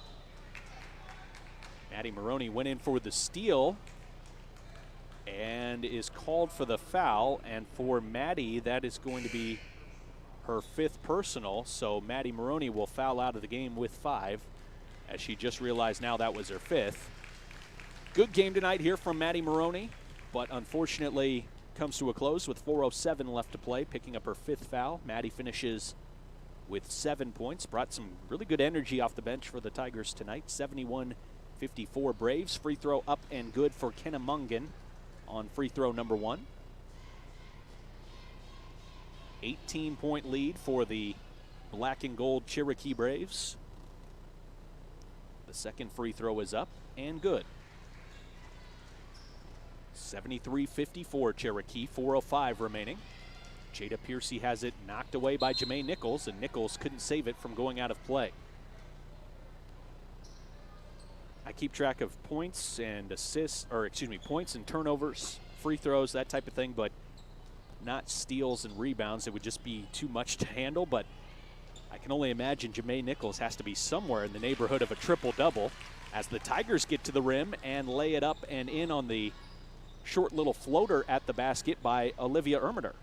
Ermiter with her 4th and 5th points. Cherokee at the other end gets inside, and a missed layup by Kenna Mungan, but a foul called, as I think a Spencer player fouled Kenna Mungan from behind in trying to block the shot. And the foul is on Mo McDermott. Mo's real name, her full name, is Maureen. Free throw is up and no good on the first for Kenna Mungan. I think everybody calls her Mo, though. At least that's the name I've heard most of her teammates call her, and Coach Stevenson as well. Second free throw is up and good from Kenna Mungan. So Mungan now 5 of 6 at the line, has 15 points. The sophomore has put together a nice game for Cherokee. Jada Piercy slices into the lane and lays it in as she worked her way through 4 defenders for Cherokee somehow to get to the basket, and actually coming from left to right was able to use the rim a little bit to help her get that layup up and in as she scooped it up and under. 74-58 Cherokee, 3:10 left to play here in game number 1 at the Fieldhouse in our Lakes Conference doubleheader. Tegan Slaughter almost has her pocket picked by Mo McDermott. Slaughter gets it back, now gets around McDermott on a crossover, sets up Pingle in the corner for 3, an air ball. Jamae Nichols the offensive rebound, and her putback won't go. Jamae Nichols has actually missed some shots around the rim that I think you're normally going to see her finish tonight. For Alexis Pingle, that was just her 2nd miss in the game this evening, and now a whistle and a full timeout taken by Cherokee's head coach, Coach Slaughter. 74-58 Cherokee Braves, 2:38 left to play on News Radio 102.5 and 1240 AM KICD. 2020 has thrown most Let's just of do us a 30. curveball.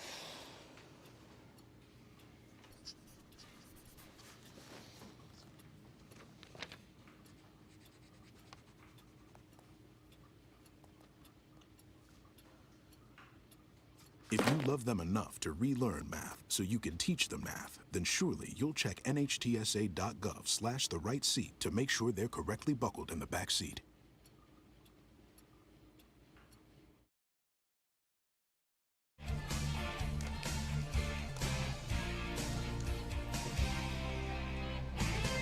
.238 left to play here at the Fieldhouse in Spencer. The Cherokee Braves leading the Spencer Tigers 74-58. We've had a well-played game from both teams.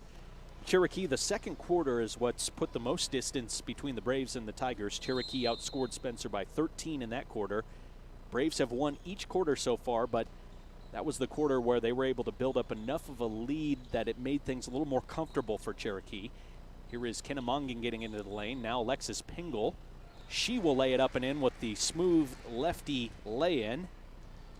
And that is going to be double digits now. Actually, Alexis Pingle up to 13 points in the game now. Jada Piercy left alone, takes the 3. It's no good, but Mo McDermott follows it up and gets the offensive board. Jada Piercy trying that three from the left wing, and then you saw Mo McDermott sneak in from the right side of the three-point line all the way to the right block and gather that board. She is fouled and at the free throw line for a 1-and-1 and cannot get the first to go as there's a fight for the board, and a jump ball is forced by Haley Behrens, getting tied up with Jamae Nichols. But it will be Cherokee basketball, the arrow favoring the visitors. Cherokee brings it across midcourt. Kenna Mongan holding it near the Tiger logo. She crosses over, gets in the paint, dishes to the corner. Three on the way, no good for Grace Anderson. Jamae Nichols, the offensive rebound. She can't get the putback to go. And Spencer grabs the board, out and running Allison Piercy. The Euro step at the other end, and the lay-in for Allison. 76-60, a timeout taken by the Spencer Tigers. We'll keep it right here with 1:45 left to play and reset things for you. Cherokee a 16-point lead. Both teams with 9 team fouls, so the next foul for either team will put the opponent at the free throw line for 2. And both teams will be shooting 2 free throws from now on in this one. For Cherokee, the leading scorer here tonight, let's see, we've got Kenna Mongan with 15. Tegan Slaughter has 15. Jamae Nichols with 12. Grace Anderson has 9. Anna Paulsrud with 3. Camille Zweifel with 6 points. Spencer Tigers back onto the floor after the timeout. Haley Behrens, Allison Piercy, Jada Piercy, Mo McDermott, and also Olivia Ermider. Coming up following the game, we'll have our Tiger postgame show, and then we will get ready for game number 2. We'll be joined by Coach Corey Petzenhauser to preview that matchup with the Braves in the boys game. But right now we've got 1:45 left to play in the girls matchup. 76-60, Cherokee leads. Alexis Pingle comes to get the basketball, puts on the Jets, trying to get up the floor. Does cross midcourt and find Tegan Slaughter. Mo McDermott goes for the steal. Now Pingle again, driving baseline. Gets into a dead end, and the Tigers force the jump ball. Pingle that time could have kept that ball spaced on the wing, even taken an open jumper, and instead dribbled into a cul-de-sac and was surrounded by 3 Spencer Tiger jerseys as the Tigers forced the tie-up and the takeaway. Jada Piercy to Olivia Ermider. Corner 3, good for Olivia Ermider. Tigers trying to make things interesting here with 1:19 left to play. Cherokee has it knocked away at midcourt, and a foul is called on Spencer, and Coach Stevenson can't believe it. He jumped up in the air and kind of spun his fist around as he thought that was a clean steal, and it did look to me like that ball was knocked loose. Didn't look like a lot of contact from here, but does send Alexis Pingle to the free throw line as she will line up 2 shots. The first free throw good for Alexis Pingle. Pingle now with 16 points in the game. Seems like she's been a little bit quiet offensively, but it's just the efficiency of Alexis Pingle here tonight. 5 of 7 shooting from the floor as she knocks down the second free throw. 78-63 Cherokee. Braves knock the ball loose and take it away from the Tigers. Now a foul called on Spencer right near midcourt. And the foul is on Allison Piercy. For Allison, that is her 3rd personal. It will put Kenna Mongan at the free throw line. That has not been a good spot for the Tigers tonight as Mongan knocks down the first. She's now 6 of 7 at the free throw line. Something to keep in mind for when these two teams match up a second time. If get in a situation where you need to foul, don't want to put Mongan at the free throw line. Second free throw good for Kenna Mongan. And now the Tigers with the ball, trailing 80-63. 1 minute left to play. Jada Piercy crossing over at the top of the three-point line. Gets into the paint. Dishes to the corner. Mo McDermott for 3. Too strong off the back iron. Rebound Cherokee. The Braves out and running. But Allison Piercy gets back and knocks it away. Good defense by Allison. Good hustle as well. Down by 17 points. 43 seconds left to play. It'd be easy to not race back defensively there, but she did just that. Long 3, no good for Kenna Mongan, and the Tigers get the rebound Jada Piercy. Now Jada dribbling through all kinds of defenders, gets to the basket and scoops it up and in as she falls to the floor. And Jada now with 14 in the game. It's 80-65 Cherokee. 27 seconds left to play as the Braves pull it out near midcourt. They will get a subs timeout here and bring in 5 players. Camille Zweifel, Molly Pitts, Abby Vandeloon, Taylor Christensen, and also Anna Paulsrud to close this one out for the Braves, with Cherokee leading by 15. Inbounds pass from Anna Paulsrud to Molly Pitts. Now onto the wing for Abby Vandeloon. Back up top, Camille Zweifel. Now coming to get it, Molly Pitts. 13 seconds left. Doesn't look like the Tigers want a foul here. Vandeloon in the corner. Inside to Paulsrud. She will dribble it back out beyond the three-point line and find her teammate Taylor Christensen. 1 second left, and the buzzer sounds. Cherokee on the road, going to earn the victory over the Spencer Tigers by a final margin of 15 points. Cherokee with the win by a final score of 80-65. And with the victory, the Cherokee Braves, the #1 ranked team in Class 3A, improved to 10-0 on the season, and now 4-0 in Lakes Conference play. The Spencer Tigers will fall to 7-3 overall, and Spencer suffers its first Lakes Conference loss of the season to drop Spencer to 3-1 in conference. Again, our final score, Cherokee 80, Spencer 65. We'll be back with the Tiger postgame show next on News Radio 102.5 and AM 1240 KICD. Prepare to maximize.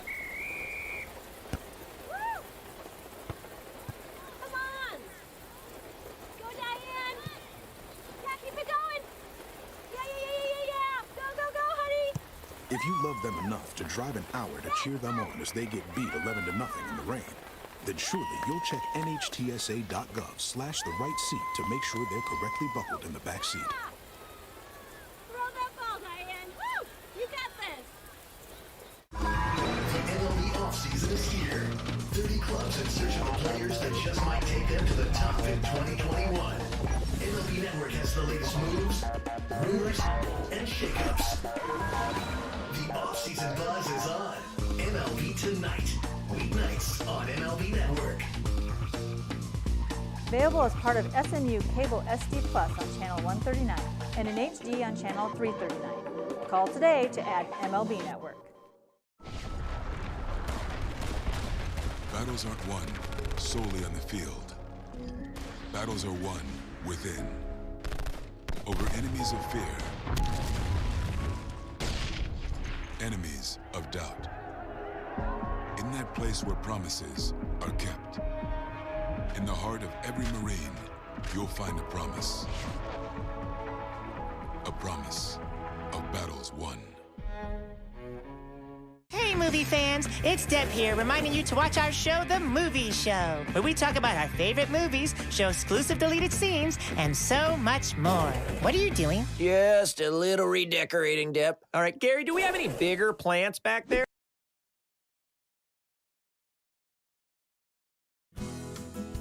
At Spencer Municipal Utilities, we keep you connected. After a long day at work using our internet service for your business needs, we know you expect the same service at home. When everyone gets home and is using their devices while waiting for dinner, or online while winding down at the end of the day. At Spencer Municipal Utilities, we are keeping you connected 24 hours a day, 7 days a week. We keep you connected to your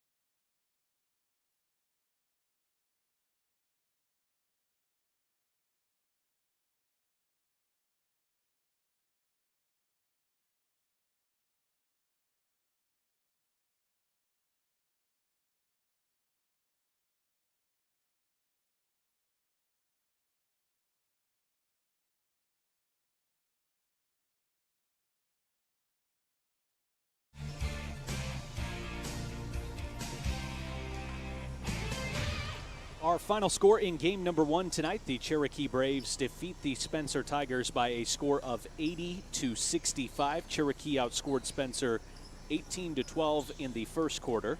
The Braves then had their best quarter, outscoring the Tigers 28-15 in the second to lead 46-27 at the halftime break. Third quarter, Cherokee outscored Spencer 18-13.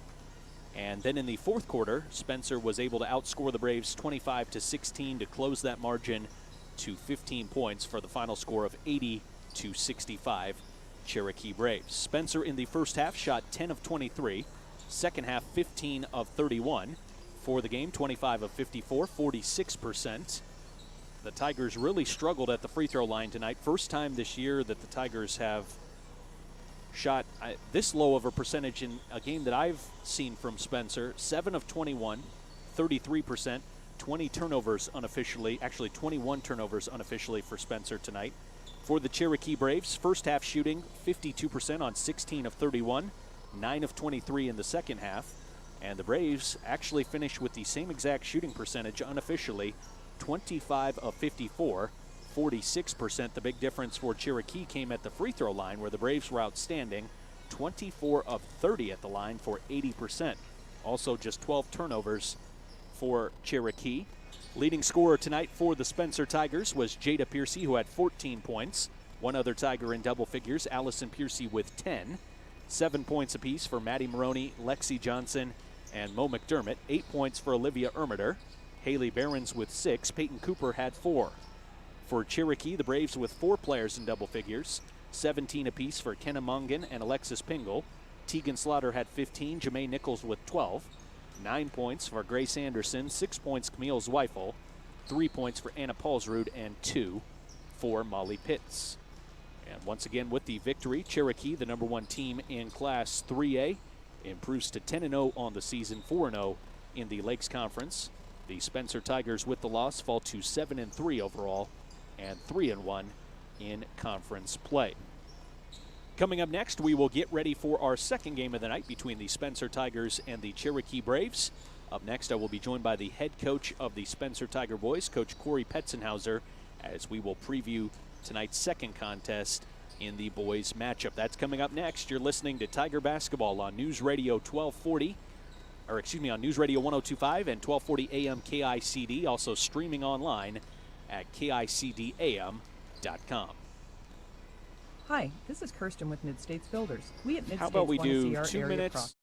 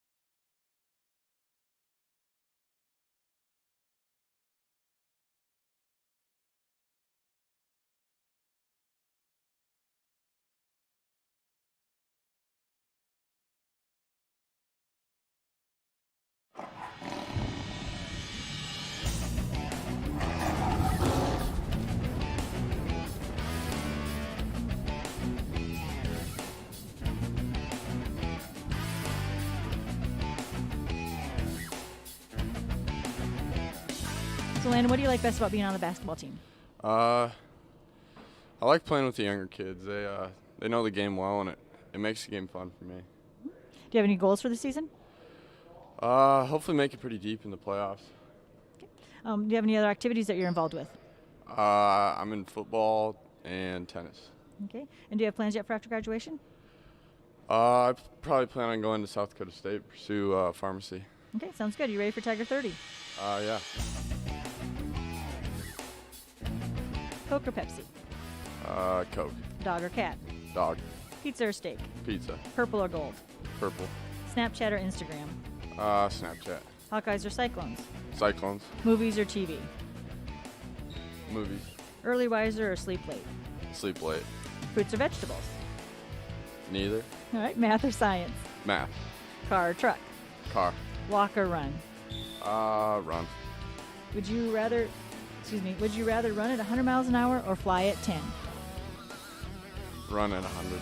All right, sounds good. Thanks. Thank you.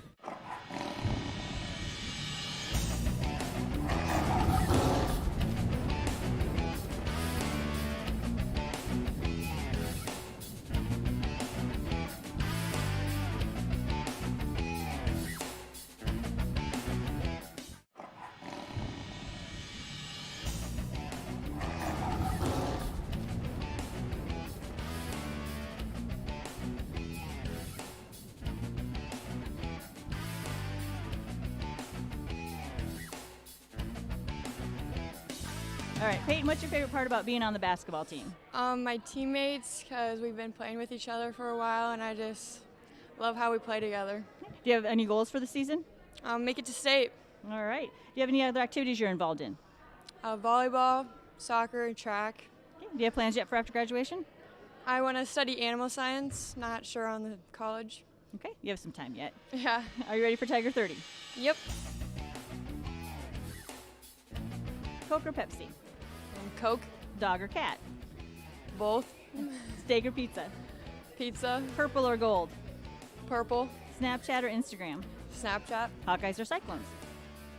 Both. Movies or TV? Movies. Early riser or sleep late? Sleep late. Fruits or vegetables? Fruits. Spring or fall? Fall. Math or science? Science. Car or truck? Truck. All right. Would you rather take a trip to see the world or stay close to home? Take a trip. All right. Well, I hope you get to do that. Thank you. You're welcome. Have a good season.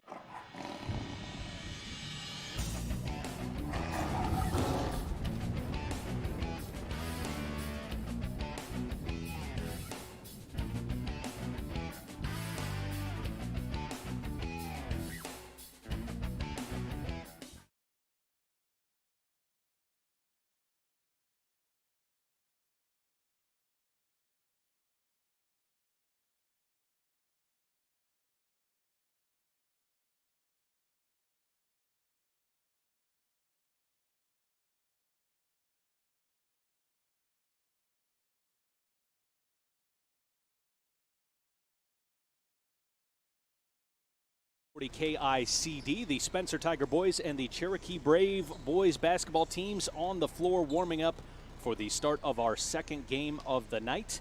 What should be a good contest between two Lakes Conference rivals. The Spencer Tigers come in at 5-3 on the season. The Cherokee Braves are 5-4. So let's look at how these two teams have reached this point. Spencer opened up with wins over Sioux City East, Harris Lake Park, Sioux Central, and Emmetsburg before the first loss of the year at Spirit Lake. Tigers bounced back with a very big win against Western Christian, 63-56, but then fell on the road at Storm Lake going into the Christmas break, and then coming out of the Christmas break on Tuesday night, the Tigers on the road at Newell Fonda, and Spencer losing on the road 69-61. So far the Spencer Tigers have played 5 games at home, won all 5, played 3 games on the road, and lost all 3. For the Cherokee Braves, the Braves come into tonight's game at 5-4 on the season. Opened up the year with a 72-60 win against Emmetsburg. And then on the road at Unity Christian, lost 71-61. Bounced back with a win against MVAO COU. Then beat Storm Lake 56-41. That game was in Cherokee. And then a win against Ridgeview, 53-46. At Esterville Lincoln Central, a 10-point loss, 79-69. A loss to Western Christian, 89-65. And then a 61-55 loss against Spirit Lake. The 3-game losing streak going into the Christmas break. Coming out of the Christmas break, a big win over Manson Northwest Webster, 73-35 on Tuesday night. And now we get to tonight's matchup with the Spencer Tigers. So you look at who the Braves have played, who the Tigers have played. Each team has played the Emmetsburg Ehawks, and Spencer won that game rather comfortably, whereas Cherokee wins it by a 12-point margin. But then you flip it around, you have Storm Lake, a win for Cherokee by 15 points, the Tigers losing at Storm Lake by 7. So some common opponents, but some different results between these two teams so far this season. Makes it kind of tough to know exactly what this game will look like here tonight. But I have to imagine the Spencer Tigers will be locked in from the opening whistle. Talked about that with Coach Petzenhauser in the pregame, that the Tigers were not happy with how things went in the first half at Newell Fonda on Tuesday night. Spencer played much better in the second half, especially on the defensive end. And if the Tigers can bring that kind of defensive intensity into this game right from the opening tip, feel pretty good about the Tigers' chances of picking up a win here this evening. But we'll see what the Tigers are capable of here tonight, trying to bounce back from a road loss on Tuesday evening. So it is time now for the starting lineups for both teams. We'll begin with the visitors from Cherokee. And the starting five, number 0, 6'1" junior, Joe Benson. 5'11" senior, number 1, Colton Waltman. 6'2" junior, number 3, Will Luger. 6'3" senior, number 12, Braden Farver. And a 6'3" junior, number 12, Jacob Hodgden. And now for the home team, your Spencer Tigers. 6' junior, number 2, 6' senior, number 2, Landon Ellis. 5'9" junior, number 11, Evan Johnson. 6'2" junior, number 20, Carter Petzenhauser. 5'10" sophomore, number 24, Owen Olson. And 6'3" junior, number 32, Evan Schmidt. The Spencer Tigers led in scoring on the season by Carter Petzenhauser. Carter averaging on the year, let's see here, Carter averaging 23.5 points per game. Second leading scorer for the Tigers has been Landon Ellis at 10.9 points per game. Owen Olson at 7.4 points per game. Evan Schmidt at 9.3. For the Cherokee Braves, leading scorer on this balanced scoring team is Will Luger at 12.2 points per game. Braden Farver at 12.1. 10.3 points per game for Joe Benson and 9.2 from Jacob Hodgden. I would expect as the season goes along, Braden Farver will eventually separate himself from the pack a little bit and become the leading scorer for this team. That's just my speculation, but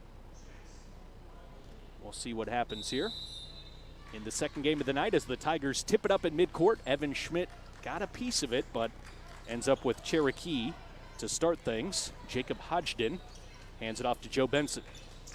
Benson passes on the wing to Will Luger, or check that, Colton Waltman.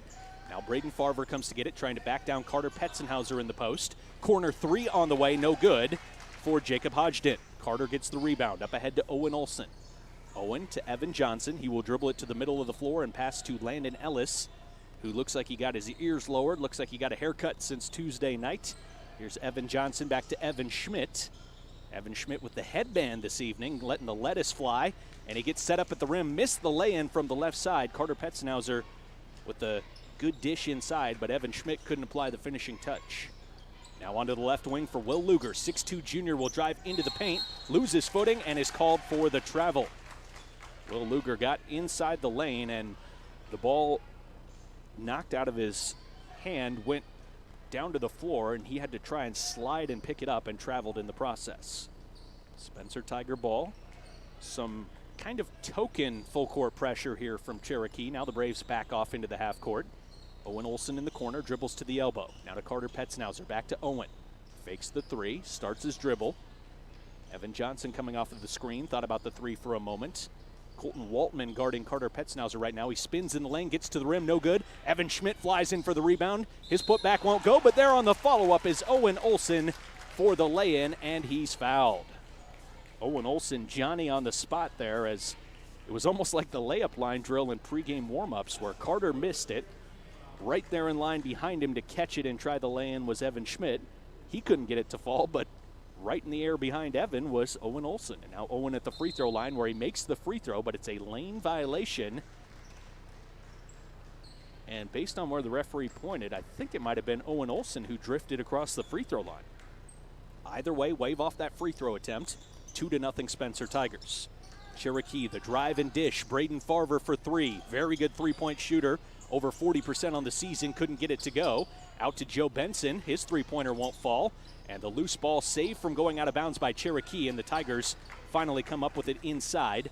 Evan Schmidt, he finds Landon Ellis. Landon turns on the Jets, gets to the rim, but couldn't finish. Cherokee the rebound, and now the Braves trying to dribble through traffic. Good ball handling by Will Luger to find his teammate on the wing in Jacob Hodgden. Joe Benson. Back to Will Luger, the 6'2" junior, finds Braden Farver up top. Owen Olsen with Farver, drawing the defensive assignment on one of the Braves' better scorers. Now it's Colton Waltman down the lane, hangs in the air and finishes at the rim. Colton Waltman with the first basket for Cherokee. It's 2-2 with 2 minutes gone here in the first quarter. Evan Johnson all the way to the basket and lays it in from the left side, as Evan just said he was not going to be stopped until he got to the basket. Cherokee trailing 4-2 with the basketball in the front court. We've played 2.5 minutes here at the Fieldhouse in Spencer. As Colton Waltman has it now at the top of the arc, finds Braden Farver. Farver being guarded by Carter Petznauser. Carter blocks the shot of Farver just inside the free throw line. Evan Johnson trying to get it up ahead, and it's stolen away in transition by Will Luger. Now the pull-up jumper from just inside the free throw line goes for Jacob Hodgden, as the Braves come up with the steal and get right back on track. 4-4 our score. We've played 3 minutes here in the first quarter. Carter Petznauser backing down, out to Owen Olsen for three. It is too strong. Evan Schmidt fights for the rebound and tips it out to Landon Ellis. Now Olsen inside to Schmidt. He will elevate, lays it up, won't go. Following it up and laying it in is Evan Johnson, as the Tigers continue to crash the glass here offensively, and it's paying off in the early going. Foul on the floor at the other end as Colton Waltman attacked the basket, got to the left side of the free throw lane, and is fouled, and will go to the free throw line now for 2 shots. Devin Dirks ready to check into the game. He had the hot hand from 3 on Tuesday night. Riley DeWitt alongside him will come into the game. And Evan Johnson and Evan Schmidt will be replaced. The 2 Evans go to the bench. Cherokee inbounding the basketball. The foul was on the ground, not a shooting foul. As the Braves attack the basket, Will Luger can't finish. Tigers out and running. Riley DeWitt left side of the floor. 4:35 left to play first quarter. Spencer leads 6-4. Riley DeWitt on the dribble. Levi Pingle guarding him. Now into the corner for Devin Dirks. Up top to Riley DeWitt. DeWitt to the left elbow, and a travel called against the Spencer Tigers. I think that was called on Riley DeWitt.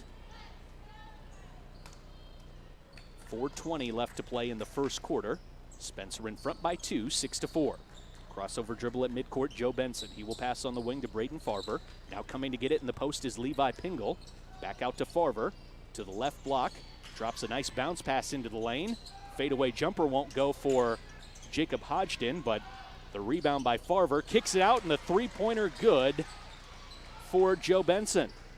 Joe Benson knocks down the 3, and it's 7-6 Cherokee, as the Tigers tried to get out in transition and run, and a foul called on the Braves trying to catch up to Owen Olsen. Very small lineup on the floor right now for Spencer.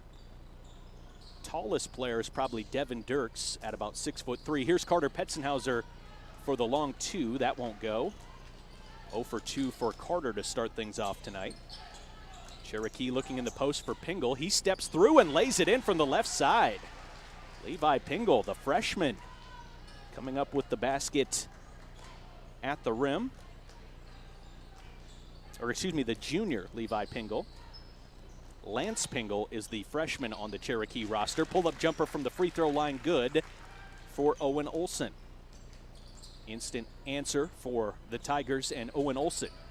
9-8 Cherokee as Olsen again flying through the lane defensively, knocks the ball out of play, and it will stay Cherokee basketball. So not really surprising, but a fast pace to this game to start things off. Two pretty similar teams, I think, in style and the way that they're kind of built.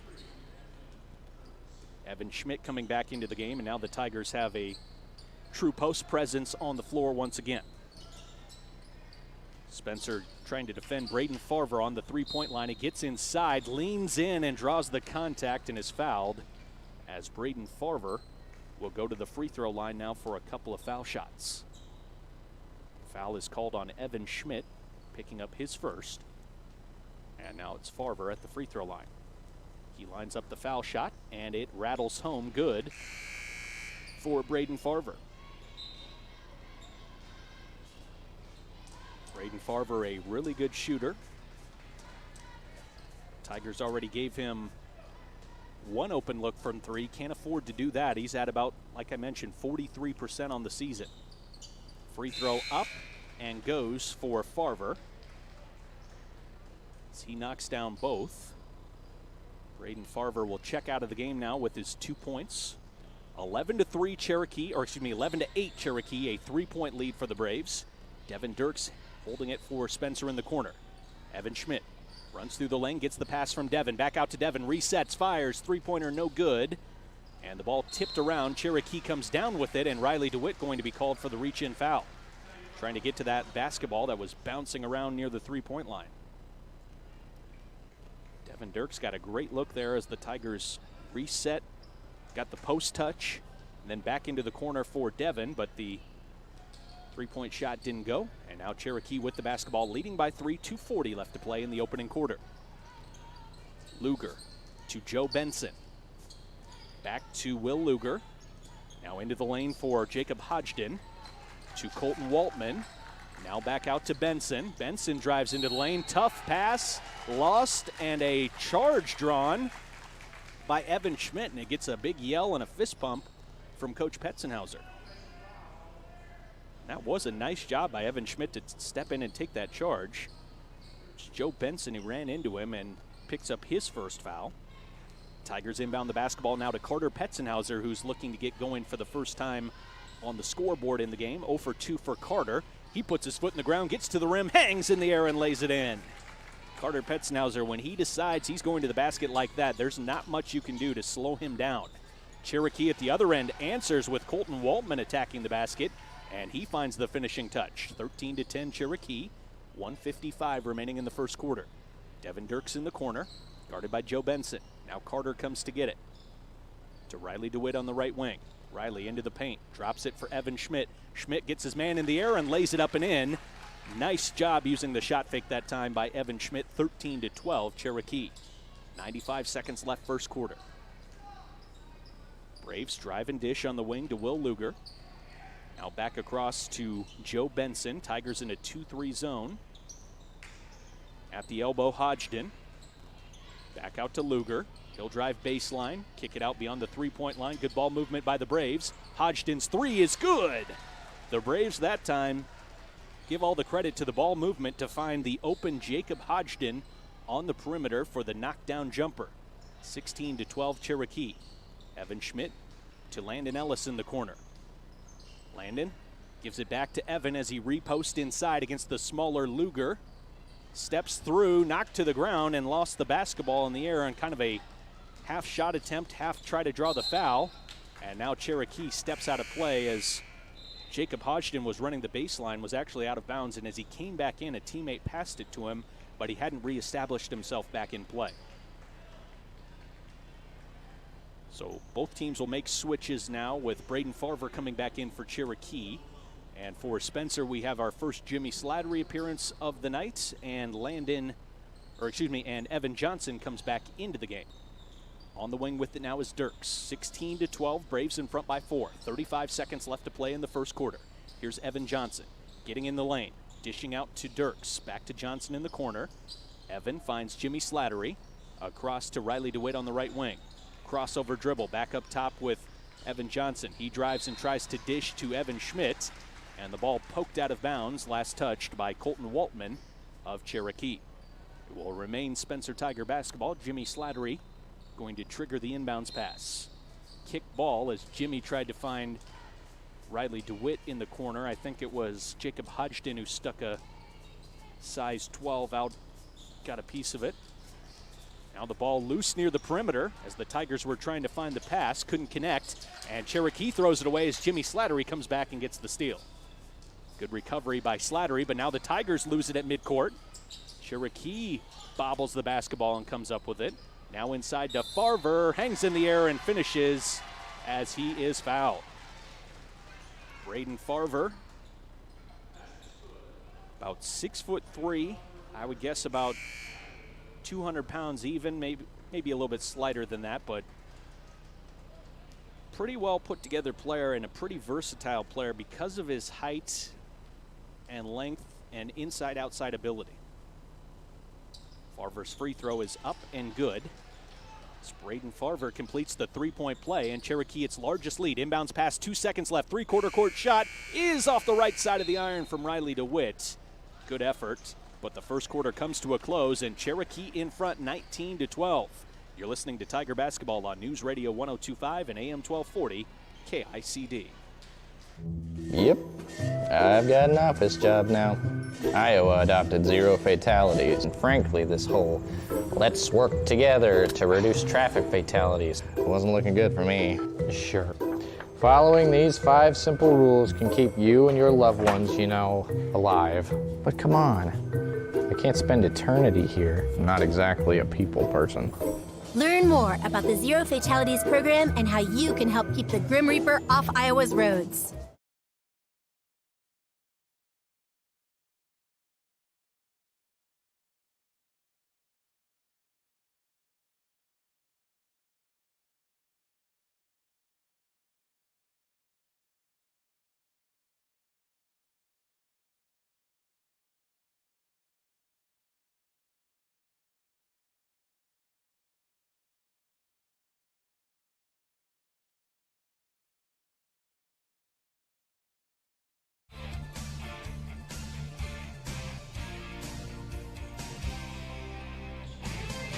Spencer Tigers with the basketball, trailing by 7 to start the second quarter. 19-12 Cherokee. Landon Ellis into the paint, spins and finds Evan Johnson. His three is short.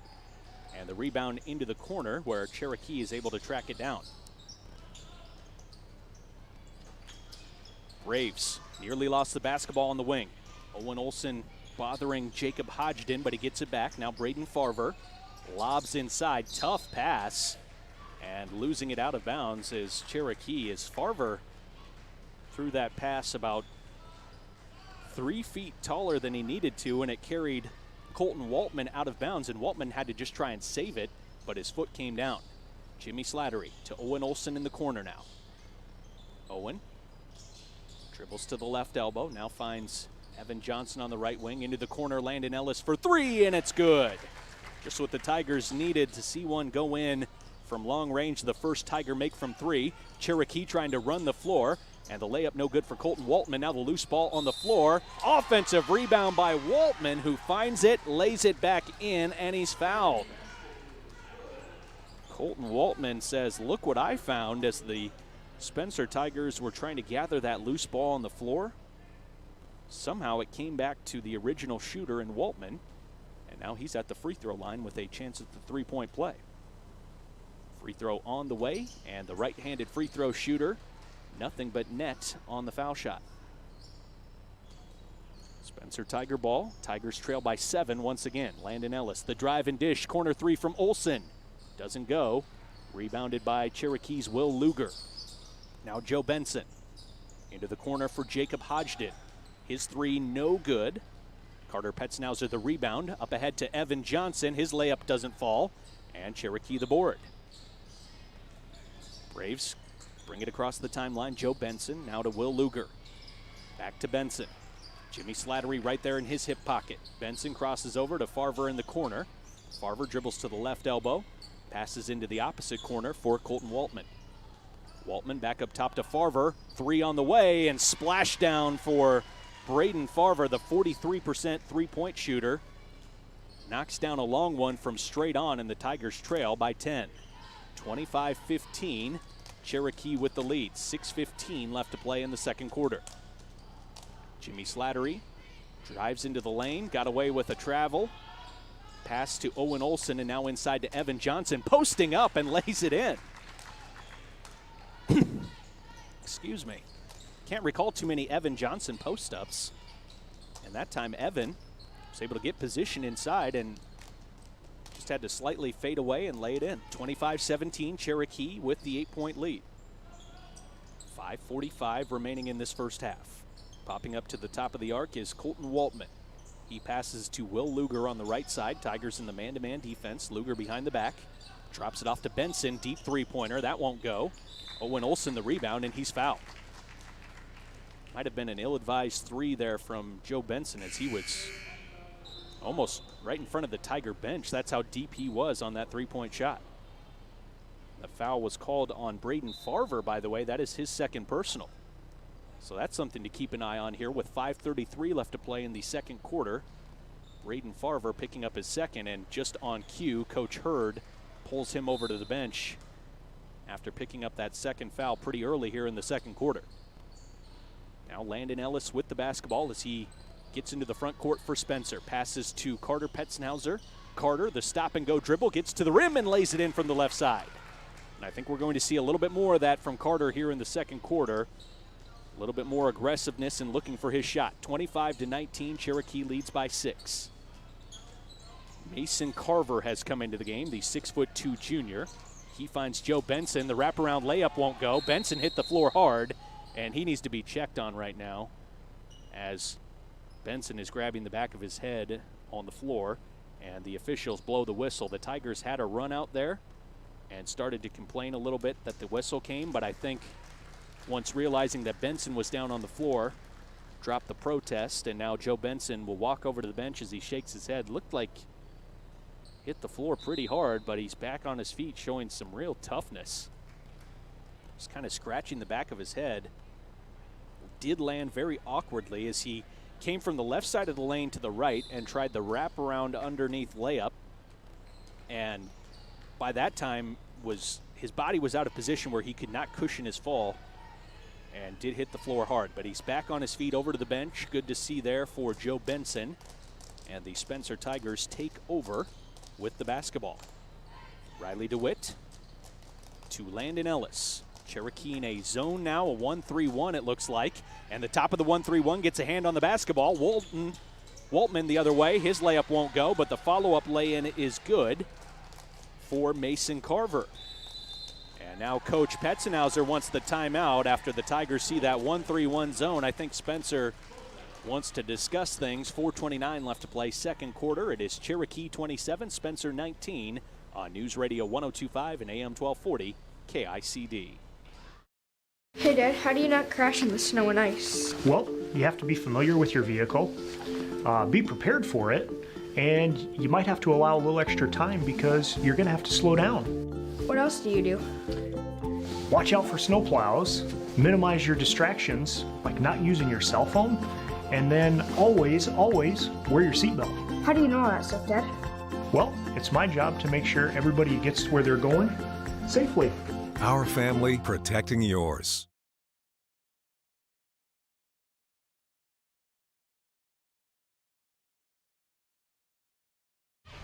.429 left to play in the second quarter at the Fieldhouse in Spencer. Lakes Conference matchup between the Spencer Tigers and the Cherokee Braves. And the Spencer Tigers getting the timeout after seeing the 1-3-1 zone defense from Cherokee. And Spencer back on the floor now with Riley DeWitt, Owen Olson, Landon Ellis, Evan Schmidt, and Carter Petzenhauser. For Cherokee, Will Luger, Jacob Hodgden, Mason Carver, also Levi Pingle, and Colton Waltman. So Cherokee staying in the zone defense. Now Carter Petzenhauser with the basketball back up top. Actually, I think it's a box and one from Cherokee as Evan Schmidt gets the rebound and lays it in. Evan Schmidt working hard on the glass that time. 27-21 Braves, 4 minutes left to play second quarter. Waltman into the lane, hangs and finishes once again as Cherokee continues to get to the basket and finish layups. Colton Waltman would not be denied that time. Goes to the free throw line now for the chance to complete this three-point play, and he does so. So Waltman with a big first half has 10 points. Cherokee back in front by 9, 30-21. Olsen in the corner. Back to Landon Ellis on the right wing. The lob to the rim for Schmidt, who catches it and lays it in. Evan Schmidt, that was too easy as he just had to elevate, make the catch, and drop it over the rim. 30-23 Cherokee Braves with 3:33 left to play in the first half. Tigers close out on the shooter Mason Carver. He gets into the lane and in some trouble. Ball is loose and he somehow got away with it. Now to Pingle down low. Tigers dig out the ball. Carter Petznauser steals it and it comes up with Evan Schmidt, but then the Tigers throw it away out of bounds. That was sloppy. Tigers did all the hard work to take it away, but then give it right back on the offline pass. So the Tigers, frustrated with that outcome, will try to gather themselves now in the half-court defense. Now Cherokee with the basketball on the left wing extended with Mason Carver. To Jacob Hodgson near midcourt. Carver again drives and dishes. Will Luger for three.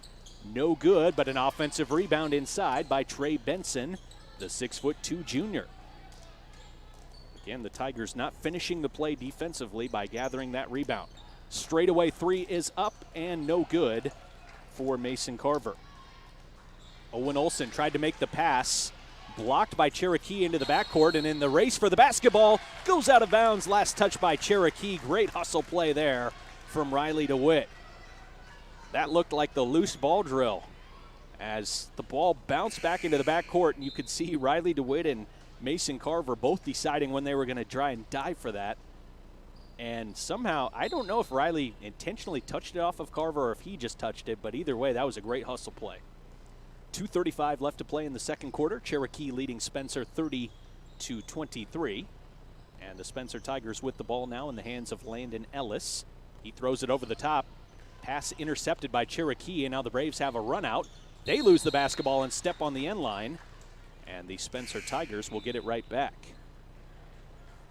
So some errant passing from the Tigers in recent minutes as Owen Olsen and Landon Ellis check out of the game. Jimmy Slattery off the bench along with Devin Dirks, joining Riley DeWitt, Evan Schmidt, and Carter Petznauser on the floor for Spencer.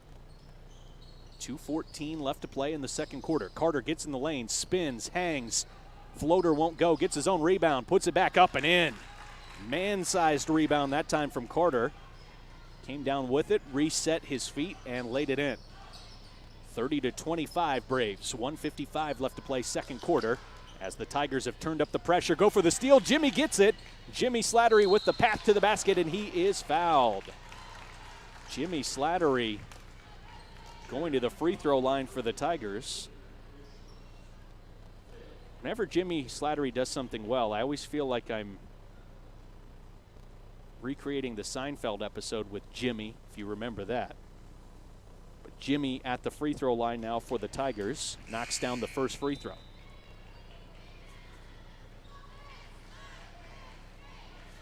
Evan Schmidt will get a breather for the Tigers with Ethan Heider coming into the game for the first time tonight. Just the second game for Ethan. He played on Tuesday night a little bit at Newell Fonda, but he gives the Tigers another big body inside and someone that can certainly mix things up on the interior. Second free throw good for Jimmy Slattery, and we have a three-point game. 30-27 Cherokee, 1:44 left to play in the second quarter. Carter Petznauser trying to stay with Jacob Hodgson. Now the three on the wing from Joe Benson, and there's the answer the Braves needed as the Tigers cut it to a three-point game. A three-pointer made by Benson. Now Carter Petznauser attacking baseline. Hangs at the rim and a beautiful finish as he just rolls it over the front of the iron. That was much too easy for Carter Petznauser, and if the Braves don't change some things up on that defensive assignment, that's going to continue, I have a feeling. 2-3 zone now for Spencer. Ball near midcourt, and the Braves lose it into the backcourt. Sloppy ball handling from the Braves that time, as it was Jacob Hodgson The 6'3" junior backing out near midcourt. Teammate tried to find him with a pass. He did not collect it cleanly and kind of dribbled away from him. Bounced across midcourt. Spencer Tiger ball. Riley DeWitt on the dribble. Picks up his dribble. Now finds Ethan Hyder. Hyder back to Riley. DeWitt gets into the lane. Stops. Tries to kick it out to Devin Dirks. Now Hyder posting up. Gets the pass. Hangs in the air. And has his shot blocked at the rim by Will Luger. Good defense by Luger of Cherokee. Now the Braves find Jacob Hodgson. Across to Will Luger. Back up top with Joe Benson, and Benson trying to get around Jimmy Slattery. A foul called on Spencer on the hand check. 42 seconds left in this fast-moving first half. Cherokee leads Spencer by 4 points. Joe Benson going to the free throw line. And now Ethan Hyder will be replaced by Owen Olson with 42 seconds left in the second quarter. Joe Benson at the free throw line. Lines up the free throw. And the shot is up and no good off the back iron, but an offensive board by Will Luger. It's been the bugaboo for the Tigers in this first half, is defensive rebounding at times. Jacob Hodgson to Benson as they play catch at the top of the arc. Looking inside, bad pass, and it goes out of bounds. Too deep on that entry pass that time from Will Luger. He had Colton Waltman. If he just hits him with the straight line pass, instead kind of led him towards the baseline, and it just eluded Waltman. I'm not sure if he was worried about the angle he had to get that pass in, but either way, the Tigers get it back. Spencer now with the basketball, 18 seconds left. First half, you would think the Tigers going to hold here for the final shot. Riley DeWitt to Carter Petzenhauser. Back up top with Riley. Into the corner for Owen Olson. Owen will pull up, had his shot partially blocked, and it's rebounded by Cherokee. 1 second left. Joe Benson, a deep three, and it off the front of the rim. That was close. Much too close for comfort for the Spencer Tigers, but the first half comes to a close with Cherokee leading at the halftime break, 33-29. When we come back, we'll take a look at all of the first half stats on the Spencer Tiger halftime show next. Here on News Radio 102.5, AM 1240 KICD, and streaming online at KICDAM.com.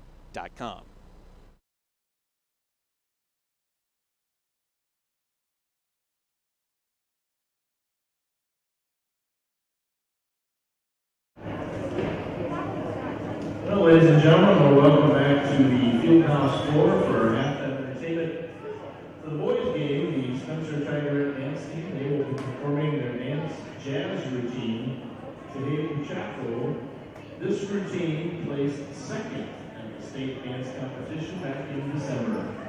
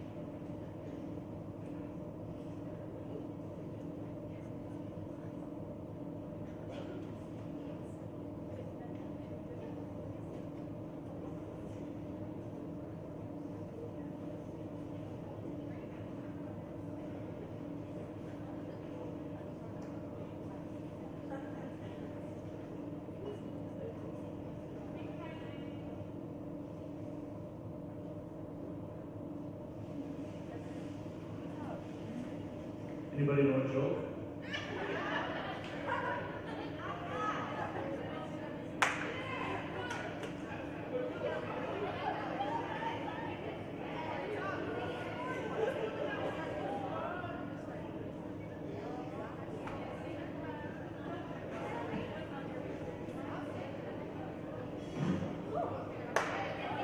I think we're ready. Once again, the Spencer Tigerette dance team.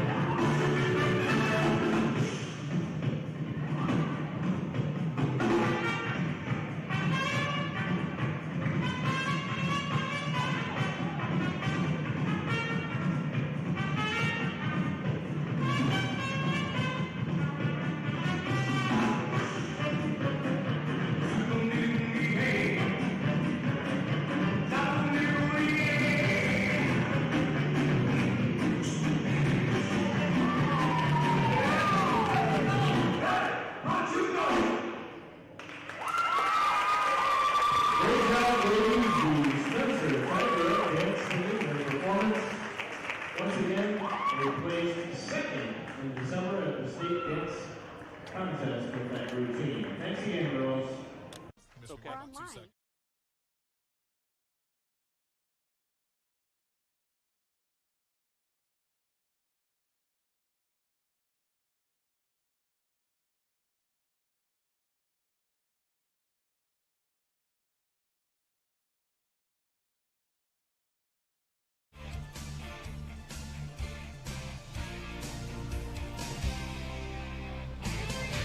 At the halftime break at the Fieldhouse in Spencer, our second game of the night between the Spencer Tigers and the Cherokee Braves, and it is Cherokee with a 4-point lead on the road, 33-29.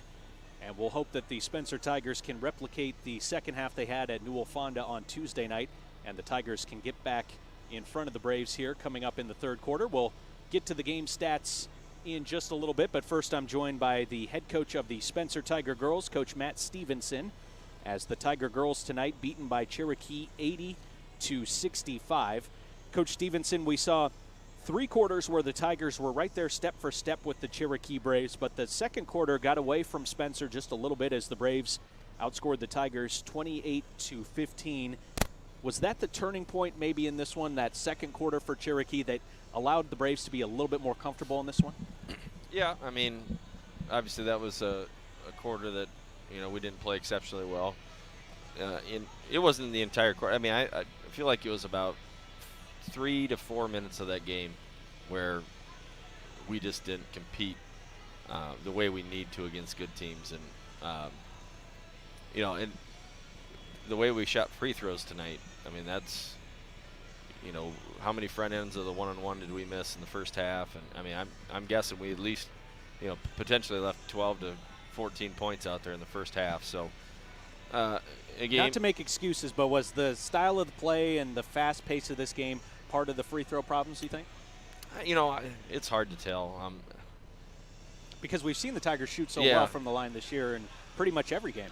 Yeah, it's since we came back from break, you take 10 days off where you're very limited with gym space, and, you don't get to shoot it near as much as you want to. So, I mean, it's a combination of not, having the legs and just not getting enough shots up lately.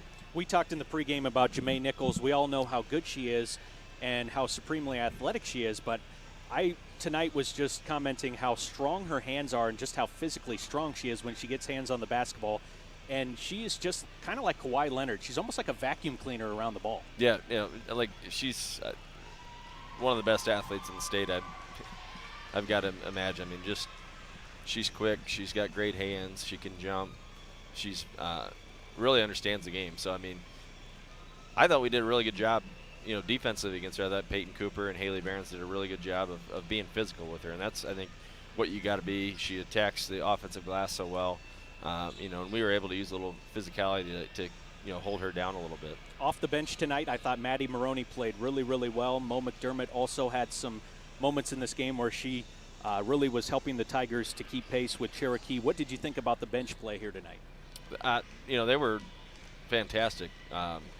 Between Maddie and Mo, and then Haley coming off the bench, and even Matea gave us some good minutes as well. So,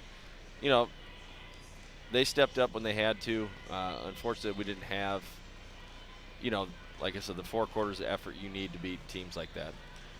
And finally, Coach, now a week off until the next game. What's the practice plan for the next few days? Yeah, I mean, we'll go pretty light tomorrow. Some new defense that we want to throw in. And then, again, there's a lot of things, little things that we've got to work on. And, it'll be nice to not worry about having to prepare for a game for a couple days and just kind of focus on what we need to do better. Again, it's this time of the year. I mean, you pack a lot of games in a short period of time, so when you get these breaks to kind of just reset your mind, it's a good thing. All right, Coach Stevenson, thanks for joining us, and we'll look forward to that matchup next Thursday night. Sounds good. Thanks, Mark. Spencer Tiger girls fall by a final score of 80-65 in game number 1. In game number 2 here tonight, we are at the halftime break of the Tiger boys basketball game with the Cherokee Braves, and the Spencer Tigers right now trying to come back against Cherokee, trailing by 4. It's 33-29, Cherokee in front. Spencer in the first half, 6 of 14 in the first quarter, 7 of 14 in the second quarter, 13 of 28 for the half, just 1 of 6 from three-point range. You'd think that's a number that would probably turn around for the Tigers as this game goes on. 2 of 2 at the free throw line. For Cherokee, 12 of 25 shooting in the first half, 4 of 11 from three-point range, 36% for Cherokee.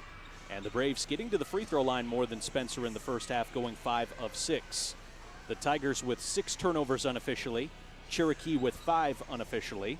In that first quarter, Cherokee outscored Spencer 19-12. Tigers responded with a 17-14 second quarter, but the Braves still hold a 4-point advantage as we get ready to start the third quarter. Leading scorer for Spencer in the first half, Carter Petzenhauser with 8 points. Kind of a quiet 8 points for Carter as he let the game he was kind of feeling things out in the first quarter, then started to be more aggressive in the second quarter. 6 points apiece for Evan Schmidt and Evan Johnson, 4 for Owen Olson. Landon Ellis with a made 3, Jimmy Slattery with a made layup. So Cherokee starts the second half with the basketball. Colton Waltman had 10 points in the first half to lead Cherokee, and the Braves turn it over as Evan Johnson comes up with the steal, and then he takes a bump from behind as he's knocked to the ground and fouled. Foul is on Joe Benson. It was not an intentional push. He just was trying to catch up from behind, and as Evan Johnson geared down just a little bit, Joe Benson ran into it. So now the Tigers have it for the first time, chance to cut into the 4-point halftime lead of Cherokee. Carter Petzenhauser gets in the lane, dishes to Evan Schmidt right at the rim, and that was easy for the Tigers as Evan gets that handed to him on a platter from Carter and is able to lay it in. Three-pointer up and good. Cherokee with the instant response. Jacob Hodgden, his second 3 of the night. And the Braves have now knocked down 5 three-pointers to just 1 for Spencer. Until now, Carter Petzenhauser with the made 3. His first make from distance tonight, and it's back to a 2-point game. 36-34 Cherokee. On the wing, Will Luger in trouble, and Coach Hurd gets a timeout just in time for Cherokee before the Braves were about to lose the basketball. So a full timeout on the floor. We'll keep it right here with Cherokee leading 36-34. We've played just a minute in the third quarter, and the Tigers have made it a 1-score game. So back to some of our halftime stats. Colton Waltman leads Cherokee with 10 now in the game. Jacob Hodgden has 8, as does Braden Farver. Farver was a little bit quiet after picking up the second foul in the second quarter. Chance to be a little bit more aggressive here now in the third. 6 points for Joe Benson, 5 points Jacob Hodgden, and 2 points apiece for Levi Pingle and Mason Carver. Spencer Tigers huddling up, using all of this timeout as the Cherokee team back on the floor. Cherokee is 5-4, Spencer is 5-3. Tiger losses on the season to Spirit Lake, Storm Lake, and Newell Fonda. Tigers trying to defend the home court here tonight and move to 6-0 at home. Inbounds pass for Cherokee is into Colton Waltman. Now onto the wing for Jacob Hodgden. Return pass to Waltman, and an offensive foul is called as Colton Waltman collides with Owen Olson right in front of the rim for the offensive foul. For Colton Waltman, that's his first personal. Give the big tip of the cap there to Owen Olson, being brave enough to step in and take that charge. Carter Petzenhauser trying to turn the corner on the left side of the lane and had both feet just slip out from under him. It's almost like someone pulled a rug right out from underneath his feet, and he's called for the travel. That's a tough break there. Okay, so the Braves get it back. Cherokee leading 36-34. Will Luger on the dribble just inside midcourt. He'll dribble it back to the middle of the floor and now to the right side. Luger keeping his dribble alive. Cherokee spreading things out now with the 5-out look. Hodgden back to Benson. They were trying to post up Luger inside, but it wasn't there. Now he comes to get it on the left wing. 6:20 left to play in the third quarter as the Tiger bench gives off a round of applause. Braden Farver on the wing. Gets a screen. Landon Ellis stays in front of Farver. Now Farver resets on the opposite wing to Colton Waltman. Hodgden back with Waltman. And now Joe Benson. Benson thought about the 30-foot three-pointer. Instead, Gives it to Luger. Now over the top. 3 is up and good for Jacob Hodgden. That is just a backbreaker. The Tigers play great defense for about a full minute, and then Hodgden steps up and hits the three-pointer, and he's now knocked down 3 in the game. And Carter Petzenhauser says, anything you can do, I can do, Jacob Hodgden, as he hits the three-pointer on the Tigers' end. So Carter now up to 14 points in the contest. He's had the answer here in the third quarter for Cherokee's scoring plays. And a whistle inside against the Tigers defensively, going to be called for the hold, Evan Johnson. For Evan Johnson, that's now 3 personal fouls. As the lob to the rim for Will Luger, makes the catch, comes down with it, repositions, and lays it in from the left side. Will Luger with his first points of the night. Spencer back down by 4 points. It's 41-37 Cherokee. Landon Ellis dribbles to the middle of the floor, passes on the wing for Evan Johnson. Back to Owen Olsen, now Landon Ellis on the right side. Landon into the corner for Evan Schmidt. Back up top with Landon. Over to the left side, Evan Johnson for 3. It's good. Big shot there for Evan Johnson, who knocks down the three-pointer. Now has 9 points, and the Tigers trail by 1. 41-40 Cherokee. Benson to Colton Waltman. Waltman will dribble it to the middle of the floor as the Braves have absolutely put the brakes on here in the third quarter and slowed down the pace of this game. Into the paint, the drive, and the strong finish by Will Luger up and over Evan Schmidt. Now it's Landon Ellis on the stop-and-go dribble at the top of the arc. On the wing for Evan Johnson, and it's stolen by Will Luger. Luger glides and lays it in as he kept the basketball up above his head. Pretty finish there from Luger. Cherokee back in front by 6 now as Spencer has the basketball with Carter Petzenhauser. A whistle and a foul called on the floor as Carter was fouled.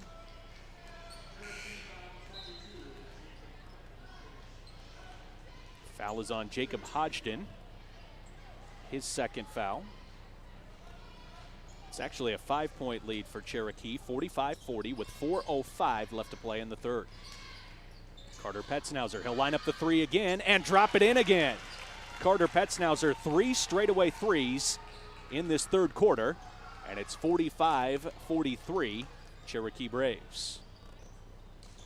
At the right elbow, now inside to Colton Waltman, who lays it in from the left side. 12 points in the game now for Waltman, and Cherokee back in front by 4. Carter Petzenhauser lines up the 3 again, too strong on the heat check.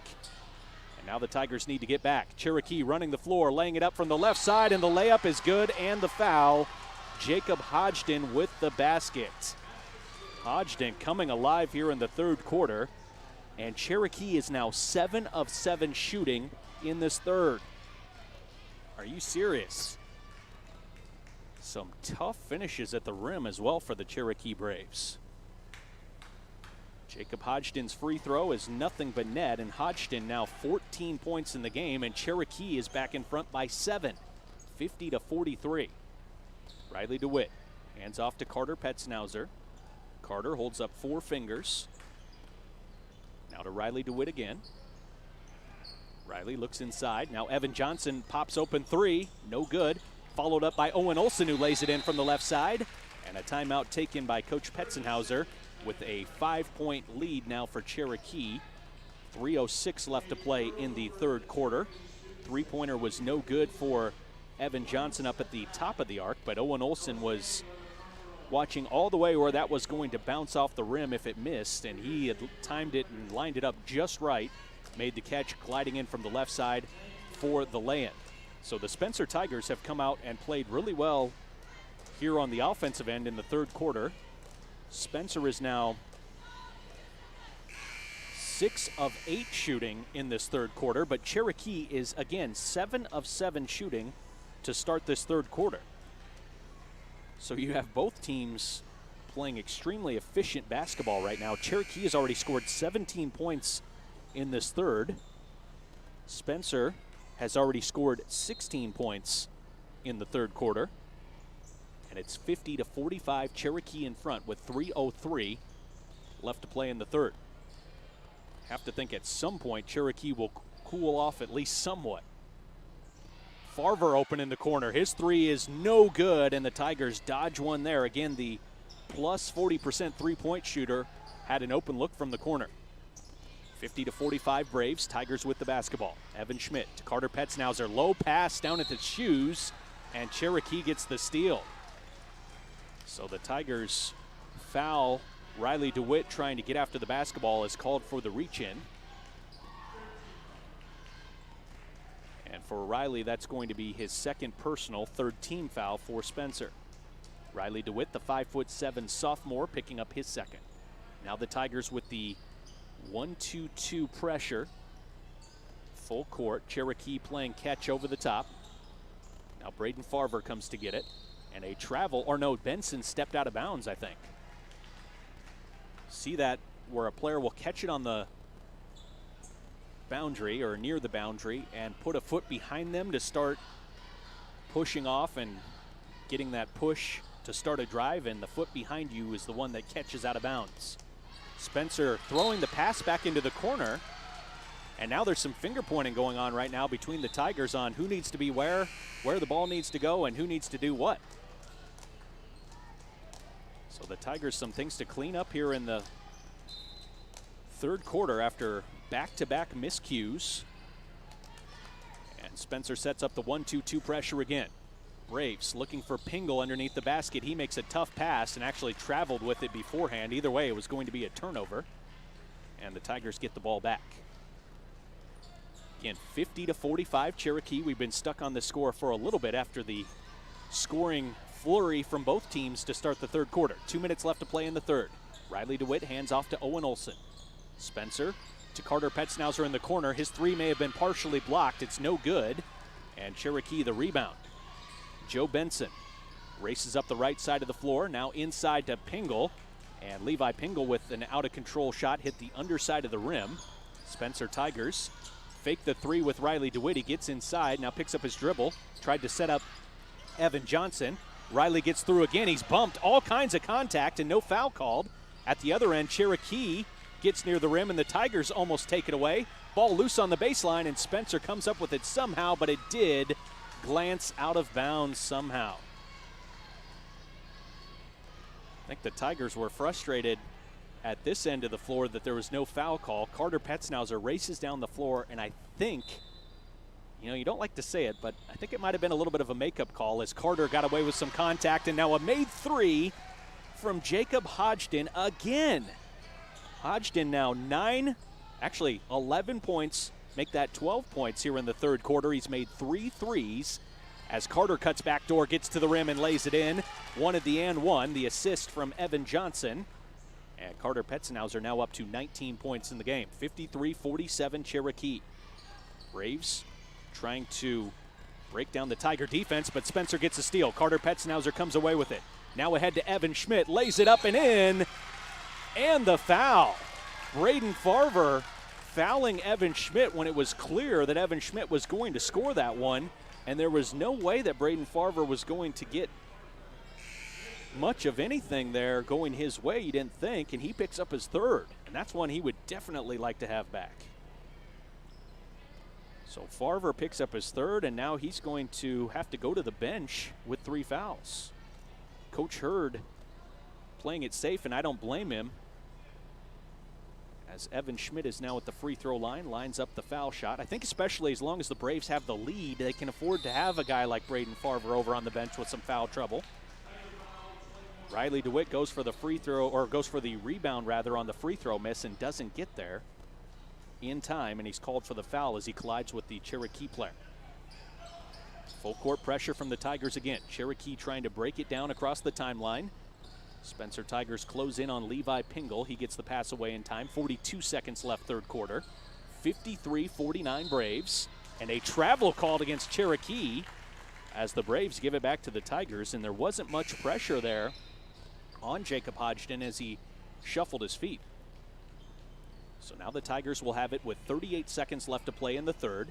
Cherokee started this third quarter leading by 4, and the Braves lead by 4 now. 34 seconds remaining in the quarter. Carter Petznauser looks over to his dad, Coach Corey Petznauser, gets the play call. Carter across the timeline.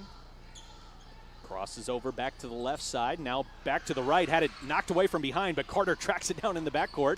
Now has a head of steam to the basket, lays it up, he's fouled, and will go to the free throw line for 2. So not the way you want to draw it up, not the way you want to try it, but it actually worked out in the end because as the ball was knocked away from Carter, the Braves trying to get to the ball got them out of position defensively, and Carter got back to it so quickly, created a driving lane. First free throw is good for Carter Petznauser, just his first free throw of the night. Haven't been many free throws in this game at all. I like the way that the officials have let these two teams kind of battle it out at the rim because they're similarly sized, kind of built the same. I think it's been a well officiated game so far. There's been some moments where the Tigers have had some gripes for sure, but both teams have, I'm sure. As Carter knocks down the second free throw as well, and now is up to 21 for the game. 53-51, Cherokee leads by 2. 14 seconds left, third quarter. Will Luger back in the game, handles the basketball, makes a tough pass, and it goes out of bounds. Carter Petznauser's coming back in for the final 9 seconds in this quarter as the Tigers are going to get it back. Just a complacent pass that time from Will Luger, who's played so well here tonight, just kind of put about twice as much power on the pass as he needed to, and it sailed over the head. Evan Schmidt to inbound it, gets it into Carter. Carter looks up at the clock, 5 seconds left, third quarter.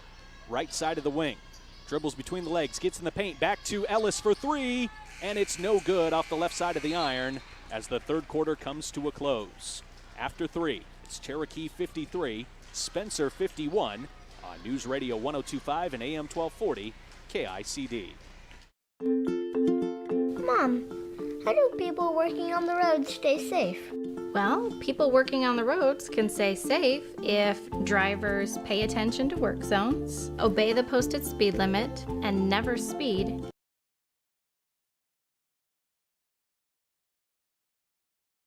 Once there was a boy who did the same thing again and again. One day, he was told he had autism. He got help and slowly learned how to live with it better. Early intervention can make a lifetime of difference. Learn the signs at autismspeaks.org.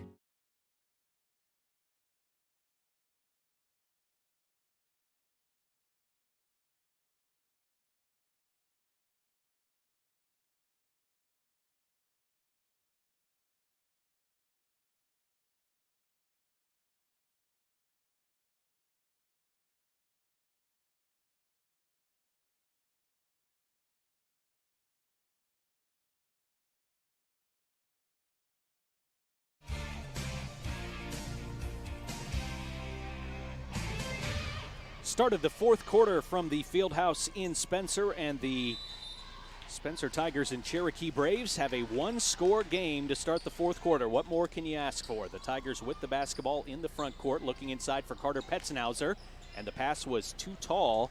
Carter kind of reached out at it and just couldn't reel it in. Spencer turns it over, and now Joe Benson an open 3, and he knocks it down. Cherokee all night long has come up with an answer when the Tigers have gotten close, and the Braves back to a 5-point advantage.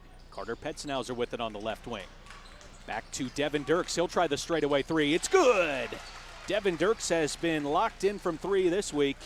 His stroke looking nice from long range. 56-54.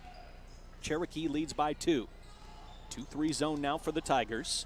Joe Benson and Will Luger playing keep away at the top of the arc. It's with Benson again. I mean, think about the Braves had 33 points at the halftime break. Spencer had 29. Tigers outscored the Braves 22-20 in that third quarter. But the Braves really slowed down the pace in the quarter, but the scoring was still there because both teams were so efficient. Braden Farver drives baseline, and a foul is called on the floor before the shot. A little bit of a hand check there from Devin Dirks, who picks up his first personal.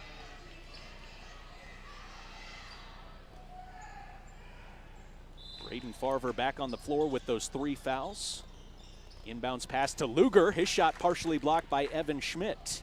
Now the Tigers have a chance at a run out, but the Braves recover.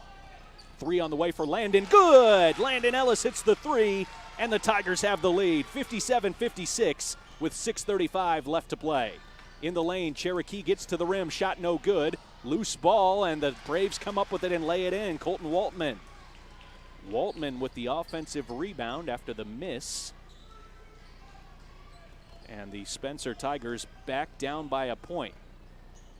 58-57 Cherokee. Riley DeWitt penetrates from the right corner. Now to Evan Schmidt. Carter comes to get it.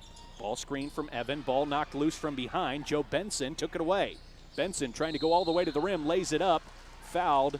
And no good on the shot. But he'll go to the free throw line for two. Devin Dirks is looking around like, I tried to get out of the way and not foul. How is that foul on me? That's kind of what Devin's saying right now. And I agree with him that he did try to clear through, but Benson did a nice job there also of creating that contact and just making sure that it was a tough call for the official.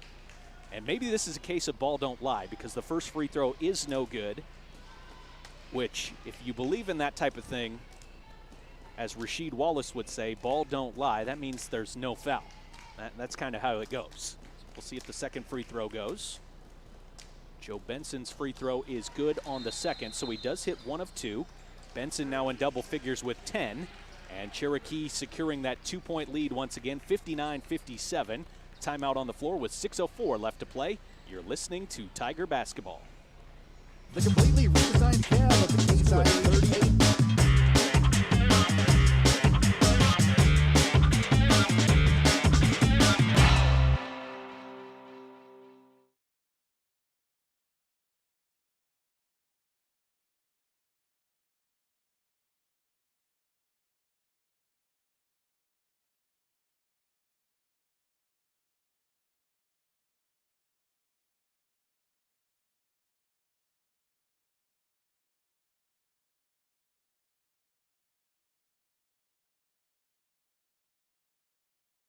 .604 remaining here at the Fieldhouse in Spencer, our second game of our Lakes Conference doubleheader between the Spencer Tigers and the Cherokee Braves. Cherokee leads 59-57, Spencer with the basketball. Landon Ellis to Riley DeWitt. Riley left alone at the top of the arc, thought about the three for a moment. Now in the lane to Carter. Devin in the corner for three, no good. Ball tipped, and Will Luger comes down with it.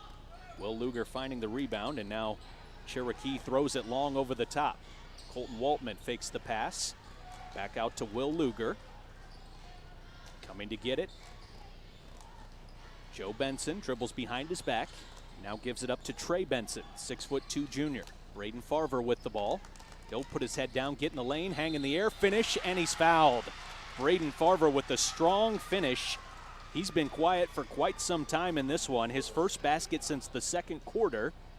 In a little bit of foul trouble here tonight, and now he has 10 points, and he's at the free throw line with a chance at the three-point play. 61-57 Braves with the free throw upcoming. Farver lets it fly, and it's no good, short off the front iron. Evan Schmidt grabs the rebound, gives it to Landon Ellis. 5:15 left to play. Spencer has been behind for much of this game, but the Tigers have just hung around. Got the lead just moments ago, but Cherokee took it right back. Now what can the Tigers do to answer again? Riley puts his head down, gets to the basket, but left it short on the layup attempt. Riley DeWitt no good on the shot. Cherokee gets the rebound. 4:52 left to play, and the Braves lead by 4. Joe Benson hands off to Will Luger. Riley DeWitt trying to stay in front of Luger. Picks up his dribble. Now to Trey Benson. Guarded by Devin Dirks. Benson hands to Luger again. Now Luger into the lane, hangs at the rim. His shot won't go. Colton Waltman grabs the rebound. He spins and lays it in. If the Braves get the win here tonight, it's going to be down to their offensive rebounding effort and the Tigers' inability to secure some defensive rebounds. Landon Ellis for three, no good. Devin Dirks tips the rebound and gets it himself. Great work there by Devin. Now back to Landon Ellis. Skip pass to Devin Dirks. Now to Riley DeWitt up top. Spencer trails by 6 halfway through the fourth quarter. Carter Petznousser at the left elbow. Back out to Riley DeWitt. Fakes the three. Dribbles inside. I think right there, that's one that Riley needs to let go from three. That's a shot he can make. I know right now he might not have a ton of confidence in this game as he hasn't seen one go in yet, but just 0 for 2. So the Tigers inbound the basketball. Riley DeWitt moves it to the left side. Now gets it back in the middle of the floor. Carter Petzenhauser up top, thought about the three, pulls it down. Now in the post for Schmidt. Spins left, back right. Devin Dirks in the corner for Riley DeWitt. Riley DeWitt dribbles it back to the wing. Now Landon Ellis into some contact and a foul called against Cherokee as Landon was a little bit out of control and got away with throwing a pass basically no look over his shoulder. It worked, but I wouldn't say that he should probably try it too many times again. 3:30 remaining here in the fourth, 63-57 Cherokee. Landon Ellis now will head to the free throw line for a 1-and-1, both teams in the bonus. Foul on Cherokee's Trey Benson, his first. Landon's free throw is no good. Owen Olsen goes up for the rebound, gets a piece of it. Joe Benson comes down with it. Will the Tigers miss that opportunity as Luger goes to the basket? Offensive foul called as Luger came flying in and I think was expecting to get that call no matter what because he didn't think the defender would get there in time. But I tell you what, Owen Olsen was there and set. So give the credit to Owen Olsen. I think that's his second charge he has drawn here tonight. That's something I never, ever was good at because I was too chicken to stand in and take a charge like that, like Owen Olsen did twice tonight. Spencer Tiger ball, 63-57 Cherokee Braves. Owen Olsen on the left wing, up top to Landon Ellis. Landon holds on to it as Cherokee stays in a zone look. The lob to the rim for Carter, makes a tough catch, comes down with it, and he's fouled as he's back on the floor. Carter so quick at that second jump, went right back up and laid it in, but that's going to be waved off. And instead, the Tigers will go to the free throw line, and Spencer needs to make its free throws here in the fourth quarter. Trailing by 6, this is one of the best ways to cut down a lead. Making the free ones with no time coming off the clock. Carter at the line for his third free throw of the game, and it's nothing but net. 22 now for Carter Petzenhauser. 8 of 14 shooting from the floor, 3 of 3 at the free throw line, lines up the second foul shot, and it is too strong. Rebounded inside by Cherokee's Joe Benson. Benson with 10 points, passes to Will Luger, and a timeout taken by Cherokee's bench with 2:56 left to play. In the fourth quarter, Cherokee leads 63-58 on News Radio 102.5 and AM 1240 KICD. Once there was a boy who did the same thing again and again. One day, he was told he had autism. He got help and slowly learned how to live with it better. Early intervention can make a lifetime of difference. Learn the signs at autismspeaks.org.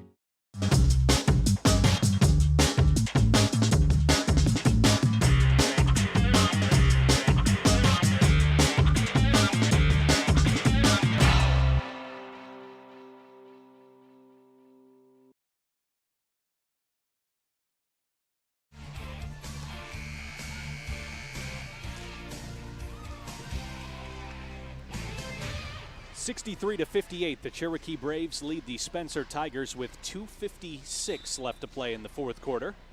Cherokee has played really well here tonight.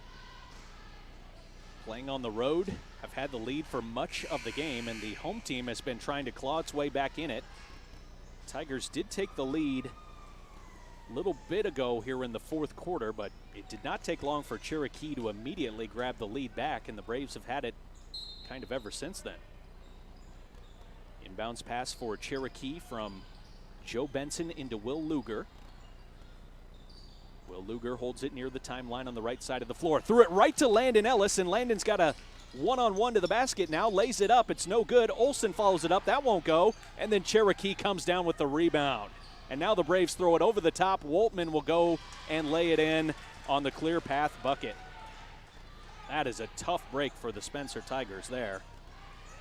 And now Spencer with the basketball, down by 7. Carter gets to the rim, flips it over and in. And it's back to a 5-point game. Spencer Tigers will take a timeout, and we'll keep it right here with 2:21 left to play. 65-60, Cherokee leads. The Braves in that first half shot 12 of 25. In the third quarter, Cherokee was 8 of 10 shooting. And here in the fourth quarter so far, Cherokee is 5 of 7 shooting. So just ultra efficient in this second half for Cherokee. That has been the story. Can the Tigers get some stops down the stretch of this game?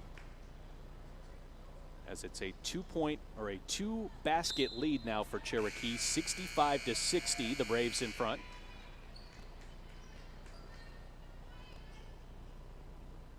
And it will be Cherokee inbounding the basketball on the Braves baseline.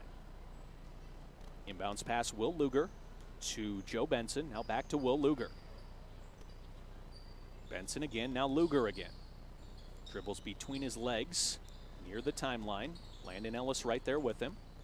Landon trying to stay in front of Benson. Now Benson returns it to Jacob Hodgden. Hodgden's been quiet here in the fourth after he had 12 points in the third, including 3 of 3 from long range. A whistle and a foul called on the floor against the Spencer Tigers on a hold. Foul is on Owen Olson, his first personal. And going to the free throw line is Braden Farver. Farver on the season, 66% at the line. 1-and-1 opportunity here, and he's nothing but net on the first.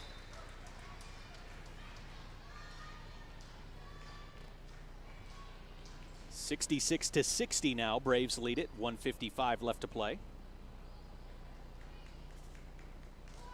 Braden Farver with 3 dribbles. Let's fly, and the free throw good on the second. 12 points for Farver now, and he checks out of the game with just under 2 minutes left to play. 67-60, Cherokee with the lead. Spencer ball with Evan Johnson across midcourt. Cherokee in the zone defense, the 1-3-1. In the corner now, Evan Johnson. Carter Petzenhauser in the corner as you hear the Braves players yell it out, corner, corner. Now back to Riley DeWitt on the left side, up top with Carter. To Evan Johnson, corner 3, no good. Owen Olson, another offensive board. Out to Carter Petzenhauser for 3. That shot won't go. Evan Schmidt the rebound inside, his putback falls. And the Tigers finally get the ball to go through. Now Spencer sets up the full court pressure, 1-2-2. Almost going after that steal. 67-62 Cherokee, 1:10 left to play. Will Luger, right side of the floor. Riley DeWitt goes for the steal, gets it, comes up with it, and a foul called on Cherokee. Riley DeWitt said it was time to make something happen, and he went after the basketball and made it there. Got it, came up with it, and then Will Luger, I think a little bit of a panic move, just reached out and fouled Riley DeWitt. Which ideally in that situation it would not foul, because once again the Tigers are at the line, no time coming off the clock, and Riley DeWitt knocks down the first free throw. Riley DeWitt might be the most no-nonsense free throw shooter I have ever seen. He gets the ball, he lets the ball fly. There's no messing around for Riley. One dribble, free throw on the way, and it's no good off the right side of the iron. Ball hits off of a Cherokee player out of bounds. It will be Spencer Tiger ball. Big break there for the Tigers as that rebound looked to be, Cherokee looked to be favored to get to that board, and it went right off a shoe. Tigers inbound it down by 4. 1 minute left to play. Carter Petzenhauser with the ball. Stop and go dribble. Gets to the rim, hangs in the air, shot blocked, and it goes out of bounds. It will stay Tiger ball. So that's okay. That's, in the end, just a block shot. Spencer will keep it. 54 seconds left to play. Lob pass and a hold on Joe Benson. And again, no time going off the clock, and Spencer will go to the free throw line. Coach Hurd for Cherokee cannot be happy with his team giving up these 2 fouls in the last 6 seconds and putting Spencer at the free throw line. 4-point game, and the Tigers are having a chance to cut into this lead at the line. Owen Olson's free throw is up, and it's no good. The Tigers missing these free throws in crunch time. Spencer's 4th missed free throw here in the 4th quarter, just 2 of 6. Second free throw is good for Owen Olson, and it's back to a 3-point game, a one-score game, 67-64 Cherokee. Will Luger in the backcourt to Joe Benson in the backcourt. He brings it across the timeline, finds Mason Waltman inside, left it short on the shot attempt, and Evan Schmidt is fouled. Evan Schmidt's going to have his turn at the line now as Carter Petzenhauser gets in his ear and gives him a little bit of a pep talk on his way to the free throw line. Colton Waltman had good position, and when that pass was being made to him, in my head I'm thinking, uh-oh. But Evan Schmidt recovered beautifully, got there, challenged the shot. Waltman left it short, and then Evan Schmidt got the rebound. And again, the Cherokee Braves fouling when that's pretty much the last thing they wanted to do. Evan Schmidt at the free throw line, and he connects on the first. 13 points now for Evan. We have a 2-point game, 67-65, 43 seconds left to play. Evan Schmidt, the 6'3" junior, lines up his second, and it's nothing but net. Knocks down both clutch free throws. 67-66 Cherokee. In the backcourt, Joe Benson. Now to Will Luger in the backcourt. Back to Benson. He will race it across midcourt. Benson keeps it going, lost the basketball. Loose ball, jump ball, and it's going to stay with Cherokee on the jump ball. So once again, I get to rant about how much I don't like the possession arrow, as I'm on board with Dickie V, Dick Vitale. If you make the stop on defense, you should be rewarded for it. But the arrow favors Cherokee, so the Braves will keep it. 32 seconds left to play, and a full timeout taken by Cherokee. We'll keep it right here as we reset things for you. Our score right now, Cherokee 67, Spencer 66. Cherokee has 10 team fouls, which means Spencer in the double bonus. The Spencer Tigers with 18 fouls. Cherokee is in the 1-1 bonus situation. And so the Tigers take the timeout here to discuss exactly what they want to do on the defensive end. 32 seconds left to play, which allows you to play some just regular defense and to attempt to force the turnover. And right now what we've seen from Cherokee in the last 2 or 3 minutes is the Braves go into a shell a little bit and not look as sure of themselves as we saw through the first 3 quarters, and then the last basically 3 quarters and 5 minutes of this game, Cherokee looks supremely confident, and then the last 3 minutes, the Braves have started to look a little bit more unsure of themselves with the Tigers ramping up the pressure defensively. So Spencer will certainly try to play defense straight up here, then get into the foul situation if they have to. Joe Benson to inbound it. And the Spencer Tigers defend as the Braves get it into Jacob Hodgson, and is stolen by Owen Olson. Olson doesn't have numbers, sets up Carter underneath the basket, and a foul is called, and Carter's going to the free throw line for 2 shots. The ball was down between his legs, and Carter was trying to pick it up. I think he had one hand in front of his legs and one hand behind his legs. Somehow got the ball in his hands, and foul was called. So Carter at the free throw line for 2. He makes the first, and we've got a tie game. 4 for 5 at the line for Carter Petzenhauser. He has 25 points. And he also, I think, just called off his dad on whatever the call was going to be made. So the coach on the floor right now taking over, and he's at the free throw line for a second free throw. And it's no good, too strong. Tracks down the rebound in the corner. And now Carter finds Owen Olson up top to Riley DeWitt. In the corner for Evan Johnson, and Riley gets it again with 16 seconds left to play. Carter will come to get it, and a timeout taken by the Tigers. The shooter knows oftentimes when they have missed it by that much of a margin, and Carter knew that that one was going to be too hard off the back of the rim, so he took off as soon as he was able to, knew that that basketball was going to take a bounce off the left side of the rim, and then it went into the corner on the right side, and Carter was shot out of a cannon, the first one to it, and it really worked out well for the Spencer Tigers, because now the Tigers can get the ball in, try and play keep away for the first 9 or 10 seconds, and then the final 4 or 5 seconds attack the basket. And right now the Tiger bench, just the Tiger players huddling up on the bench. The coaching staff taking care of things behind them, discussing what they want to do. And again, it's Carter Petzenhauser kind of taking over in that huddle, kind of looking like his dad down there. Now Coach Petzenhauser steps in and they will discuss strategy for this final 14.7 seconds. Cherokee on the floor with Colton Waltman, Mason Carver, Joe Benson, Trey Benson, and Jacob Hodgden. And the Spencer Tigers respond with Evan Schmidt, Evan Johnson, Owen Olson, Riley DeWitt, and Carter Petzenhauser. 14.7 seconds left to play. 67-67 our score. Carter jumps into the backcourt, gets the basketball. 10 seconds left to play. Sizes things up. 8 seconds left. Carter puts his head down, dribbles in the lane, had it stolen away. Joe Benson the other way. He's fouled at the rim and will go to the free throw line with 2.6 seconds remaining. Carter Petzenhauser got into a tough spot at the left elbow. He was surrounded by black jerseys, as you fully would expect, and Joe Benson, as he's done several times tonight, snuck in from behind to knock the ball away. So now it's Joe Benson at the free throw line for the clutch free throws. Just a 23% free throw shooter on the season. He's got 2 shots. First free throw up, and it's way offline to the left. That was not close from Joe Benson, who has to be feeling the pressure now after the first miss.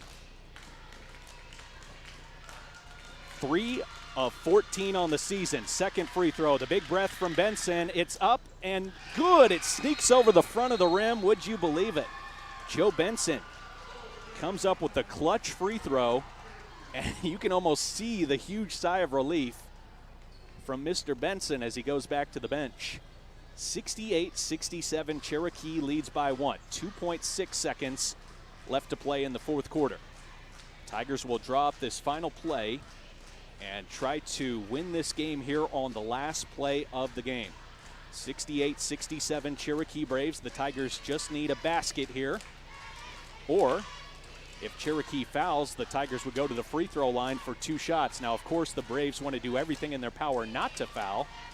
But when you're trying to play tough defense with just 2.6 seconds left, things can get a little bit crazy. So we'll see what the Tigers draw up here. Referee comes to break up the Tiger huddle and get the Tigers back on the floor. Landon Ellis, Carter Petzenhauser, Riley DeWitt, Evan Schmidt, and Owen Olson on the floor for Spencer, as Landon Ellis will be the trigger man on the inbounds pass. Landon gets the basketball. He can run the floor. Trying to get it in, finds Riley DeWitt. 2 seconds left. Riley from half court, and the shot is no good off the top of the backboard.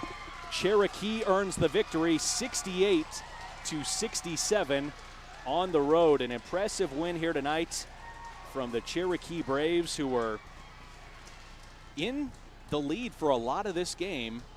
And the Spencer Tigers hung around, continued to battle back, eventually did take the lead in the fourth quarter, and then very late in the quarter had tied it up, had a chance to potentially score the winning basket, but the Tigers turned it over. Cherokee went the other way, got to the free throw line, and the Cherokee Braves were able to knock in 1 of 2 as Joe Benson made the free throw to give the Cherokee Braves the 68-67 win. When we come back, it's the Tiger postgame show.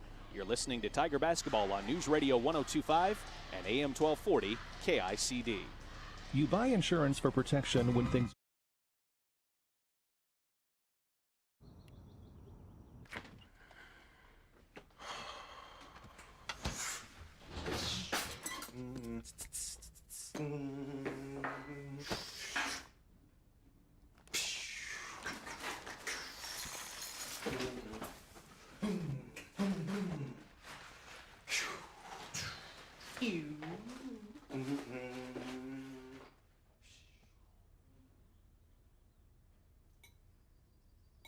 It's the end of the day, and you just realized that you didn't stop at Spencer Municipal Utilities to pay your utility bill. Sign up for SMU's bank payment plan and start paying your bill the easy way. Stop by our customer service center or find the form on smunet.net.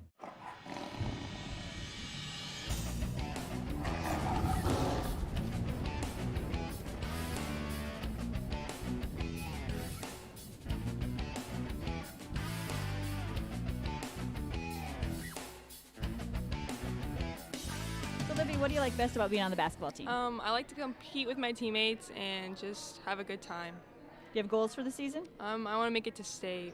And what other activities are you involved in? Volleyball and tennis. You have plans yet for after graduation? I want to further my education somewhere, but I'm undecided, like what I want to be. Okay. Well, you have some time yet. Yeah. You ready for Tiger 30? Yep.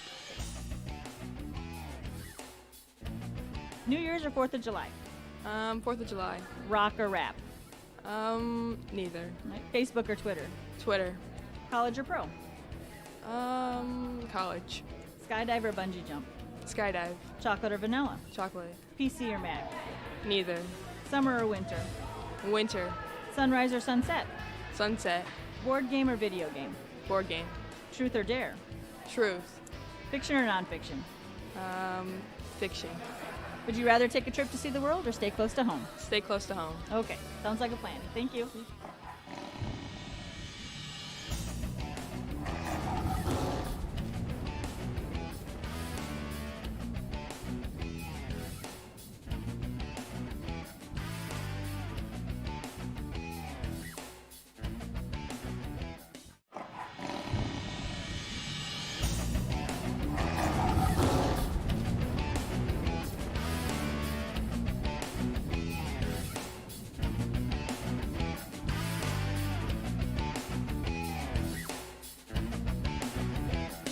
Derek, what do you like best about being on the basketball team? I just like being with the team, being with the guys, and it's always fun at practice. It's always intense, and we're just looking forward to winning this year. Right. What are some of your goals you have? I think we got something to prove this year, and I think go as far in the postseason as we can and get as many wins as we can. Sounds good. What other activities are you involved with? I'm involved in football and soccer, and that's about it. Okay. Do you have plans yet for after graduation? No, I haven't decided where I'm going yet. Oh, well, you have some time. Yeah. All right. You ready for Tiger 30? Score from the Fieldhouse in Spencer. The Cherokee Braves defeat the Spencer Tigers by 1, 68-67. A really gutty performance. It was a well-played game by both teams, but Cherokee getting out to the lead, holding off the home team, and then closing things out down the stretch, which is probably the toughest thing to do of all when you go on the road and try to win a tough game in conference. Let's take a look at the game stats for this one. Spencer in the first half, 13 of 28, 46%. Even more efficient in the second half, 12 of 23, 52%. And for the game, Spencer goes 25 of 51, 49% from the floor. At the free throw line, the Tigers 10 of 15, 67%. But what Spencer will be thinking about after this one, the 4 missed free throws in the fourth quarter, because 10 of 15, pretty good free throw shooting, but the 4 misses in the fourth, part of what will come back to haunt the Tigers about this game. Spencer with 10 turnovers unofficially here tonight. For the Cherokee Braves, a solid first half, 12 of 25, 48% shooting, but the second half was just unbelievably efficient from the Cherokee Braves. 8 of 10 in the third quarter, 80% shooting. In the fourth quarter, 5 of 8, 63%. And for the game, 13 of 18, 72% shooting for the half. For the game, Cherokee goes 25 of 43, 58%. And at the free throw line, 10 of 13, including that clutch free throw by Joe Benson at the end. Just a 23% free throw shooter on the season. Steps up, misses the first, but collects himself, knocks down the second to help secure the victory for the Braves. Cherokee unofficially 12 turnovers in this game here tonight. The Braves jumped out to the 19-12 lead in the first quarter. Spencer would respond and outscore the Braves 17-14 in the second quarter. It was Spencer over Cherokee 22-20 in the third quarter, as Cherokee led by 2 going into the fourth quarter, 53-51. And in the fourth, the Spencer Tigers outscored Cherokee 16-15, but fall just short by 1 point, 68-67. Leading scorer tonight for the Spencer Tigers was Carter Petzenhauser, who finishes with 25 points. Evan Johnson had 9 points. Jimmy Slattery with 2 points at the free throw line. Landon Ellis finishes with 6. Devin Dirks had 3. Owen Olson with 7. Evan Schmidt finishes with 14.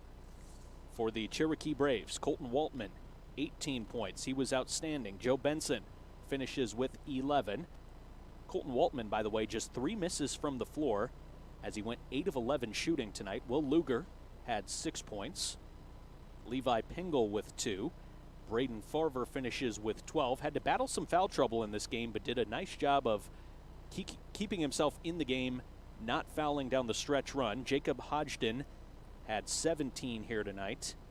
The huge third quarter for Hodgden, as he had 12 points in the third, 12 of the Cherokee 20 points in that quarter, and Mason Carver finishes with 2 points.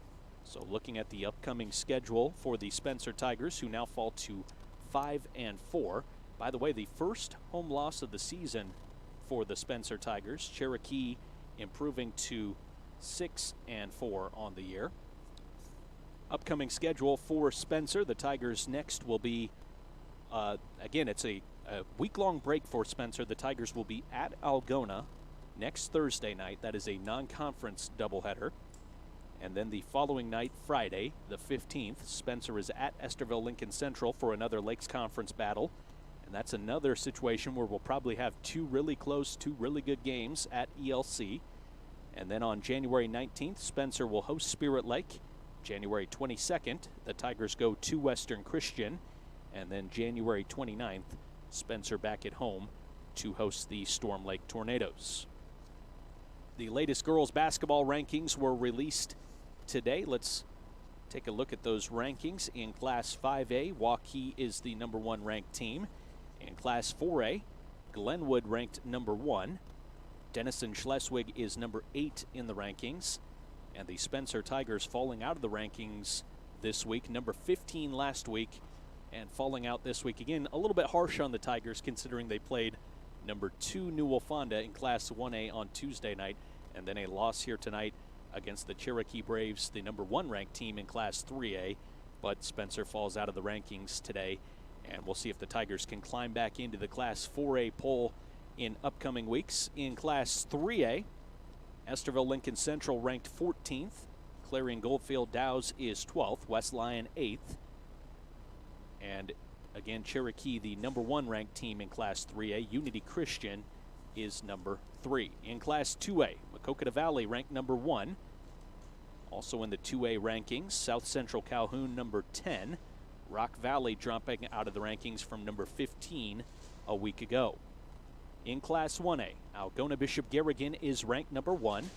New Wolfonda #2. We saw those two match up in the state title game in Class 1A a year ago. New Wolfonda defeating the Bishop Garrigan Golden Bears. But earlier this year, it was Bishop Garrigan defeating New Wolfonda in regular season play by a margin of 21 points. So if those two match up again in the playoffs, which you would think they probably would see each other at some point, probably at the state tournament, that will be a really fun game for sure. Also in Class 1A, MMCRU #5, 7-1 on the year for MMCRU. And that's the rest of, and Kingsley Pearson is also #4 in Class 1A. Looking at the upcoming schedule for the Cherokee Braves. The Cherokee Braves next up will be matching up with the Sergeant Bluff Luton Warriors, as that game will be played at Cherokee on Saturday. And then it is Cherokee playing against Sioux Center on January 12th, East Sac County on the 14th, and OABCIG on January 18th.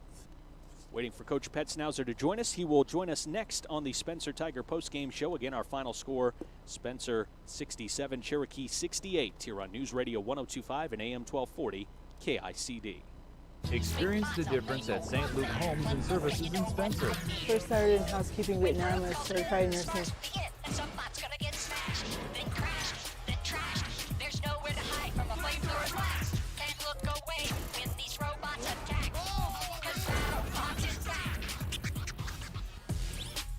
Watch your favorite channel anytime, anywhere with Watch TV Everywhere on SMU Cable.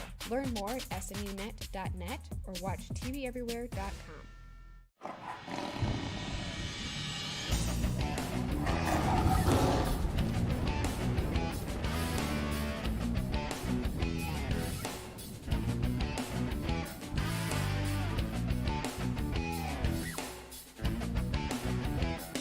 Derek, what do you like best about being on the basketball team? I just like being with the team, being with the guys, and it's always fun at practice. It's always intense, and we're just looking forward to winning this year. All right. And what are some of your goals you have? I mean, I think we got something to prove this year, and I think go as far in the postseason as we can and get as many wins as we can. Sounds good. What other activities are you involved with? I'm involved in football and soccer, and that's about it.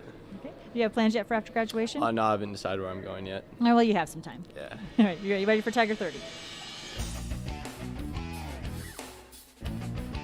Xbox or PlayStation?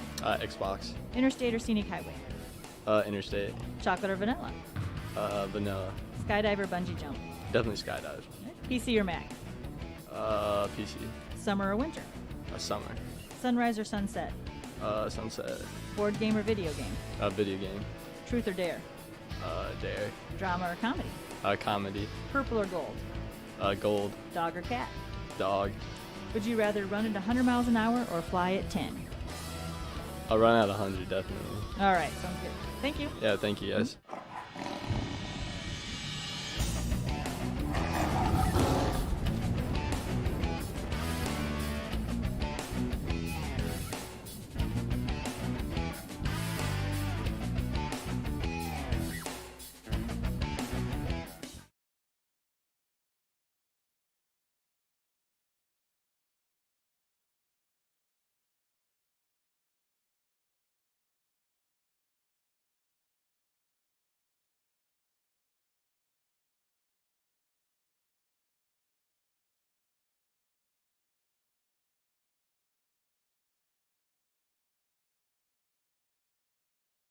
Final score from the Fieldhouse in Spencer. The Cherokee Braves defeat the Spencer Tigers 68-67 as the Braves win both games here tonight. The Cherokee Braves girls basketball team winning over the Spencer Tigers in game number 1 tonight, 80-65. And again in the boys game, the Tigers fall by 1 as it came down to the final buzzer. I'm joined now by Corey Petznousser, the head coach of the Spencer Tiger boys on the Tiger postgame show. Corey, obviously a tough one for the Tigers here tonight to battle throughout the game, trying to come from behind, and got to give a ton of credit to Cherokee for a couple of things. One, they always had an answer, and two, they did a great job on the offensive glass and gave themselves extra opportunities, I think, that helped to make the difference in this one. Yeah, without question. They, I thought, especially early on again, they were the more aggressive team. They were more physical, getting to the offensive glass, and there were stretches where, we'd get them to miss the first shot, but then we didn't close out the possession with a defensive rebound, and, they made us pay for it. And so, those are all things that we got to continue to work on, and we got to learn from, and we got to come back and get better.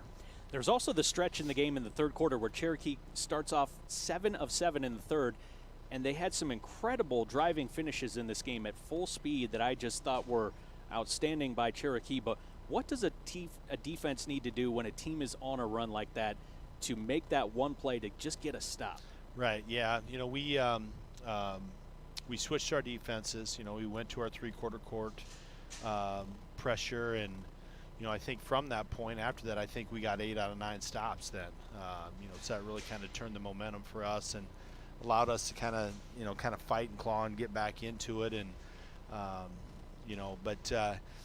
it's a case where guys have got to take it personal and just they just got to say I'm not letting my man beat me. And there was some shots in that third quarter, like you said, that were tough shots that went in for them, and they had some guys that step up and made some shots that don't necessarily shoot it the way that they did. And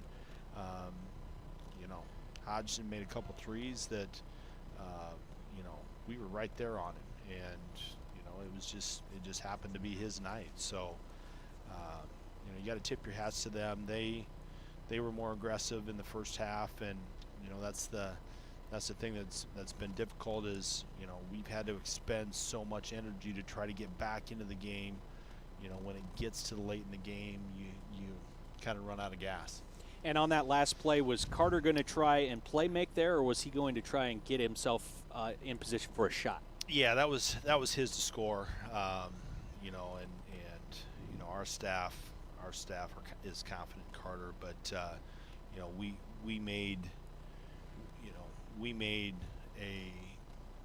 didn't do a good enough job coming out of that timeout telling Carter that it needs to be a last shot or overtime.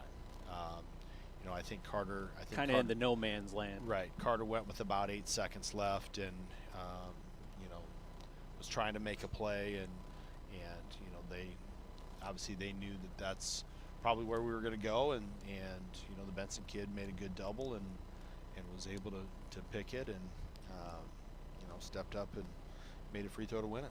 Well, Corey, we now have a week off, so we will talk to you again next Thursday. Before that one, we go to Algona, correct? Yep. Okay, so we'll have Tigers and Algona next Thursday night. Thanks for joining us on the post-game show. We'll talk to you before that matchup. All right, thank you.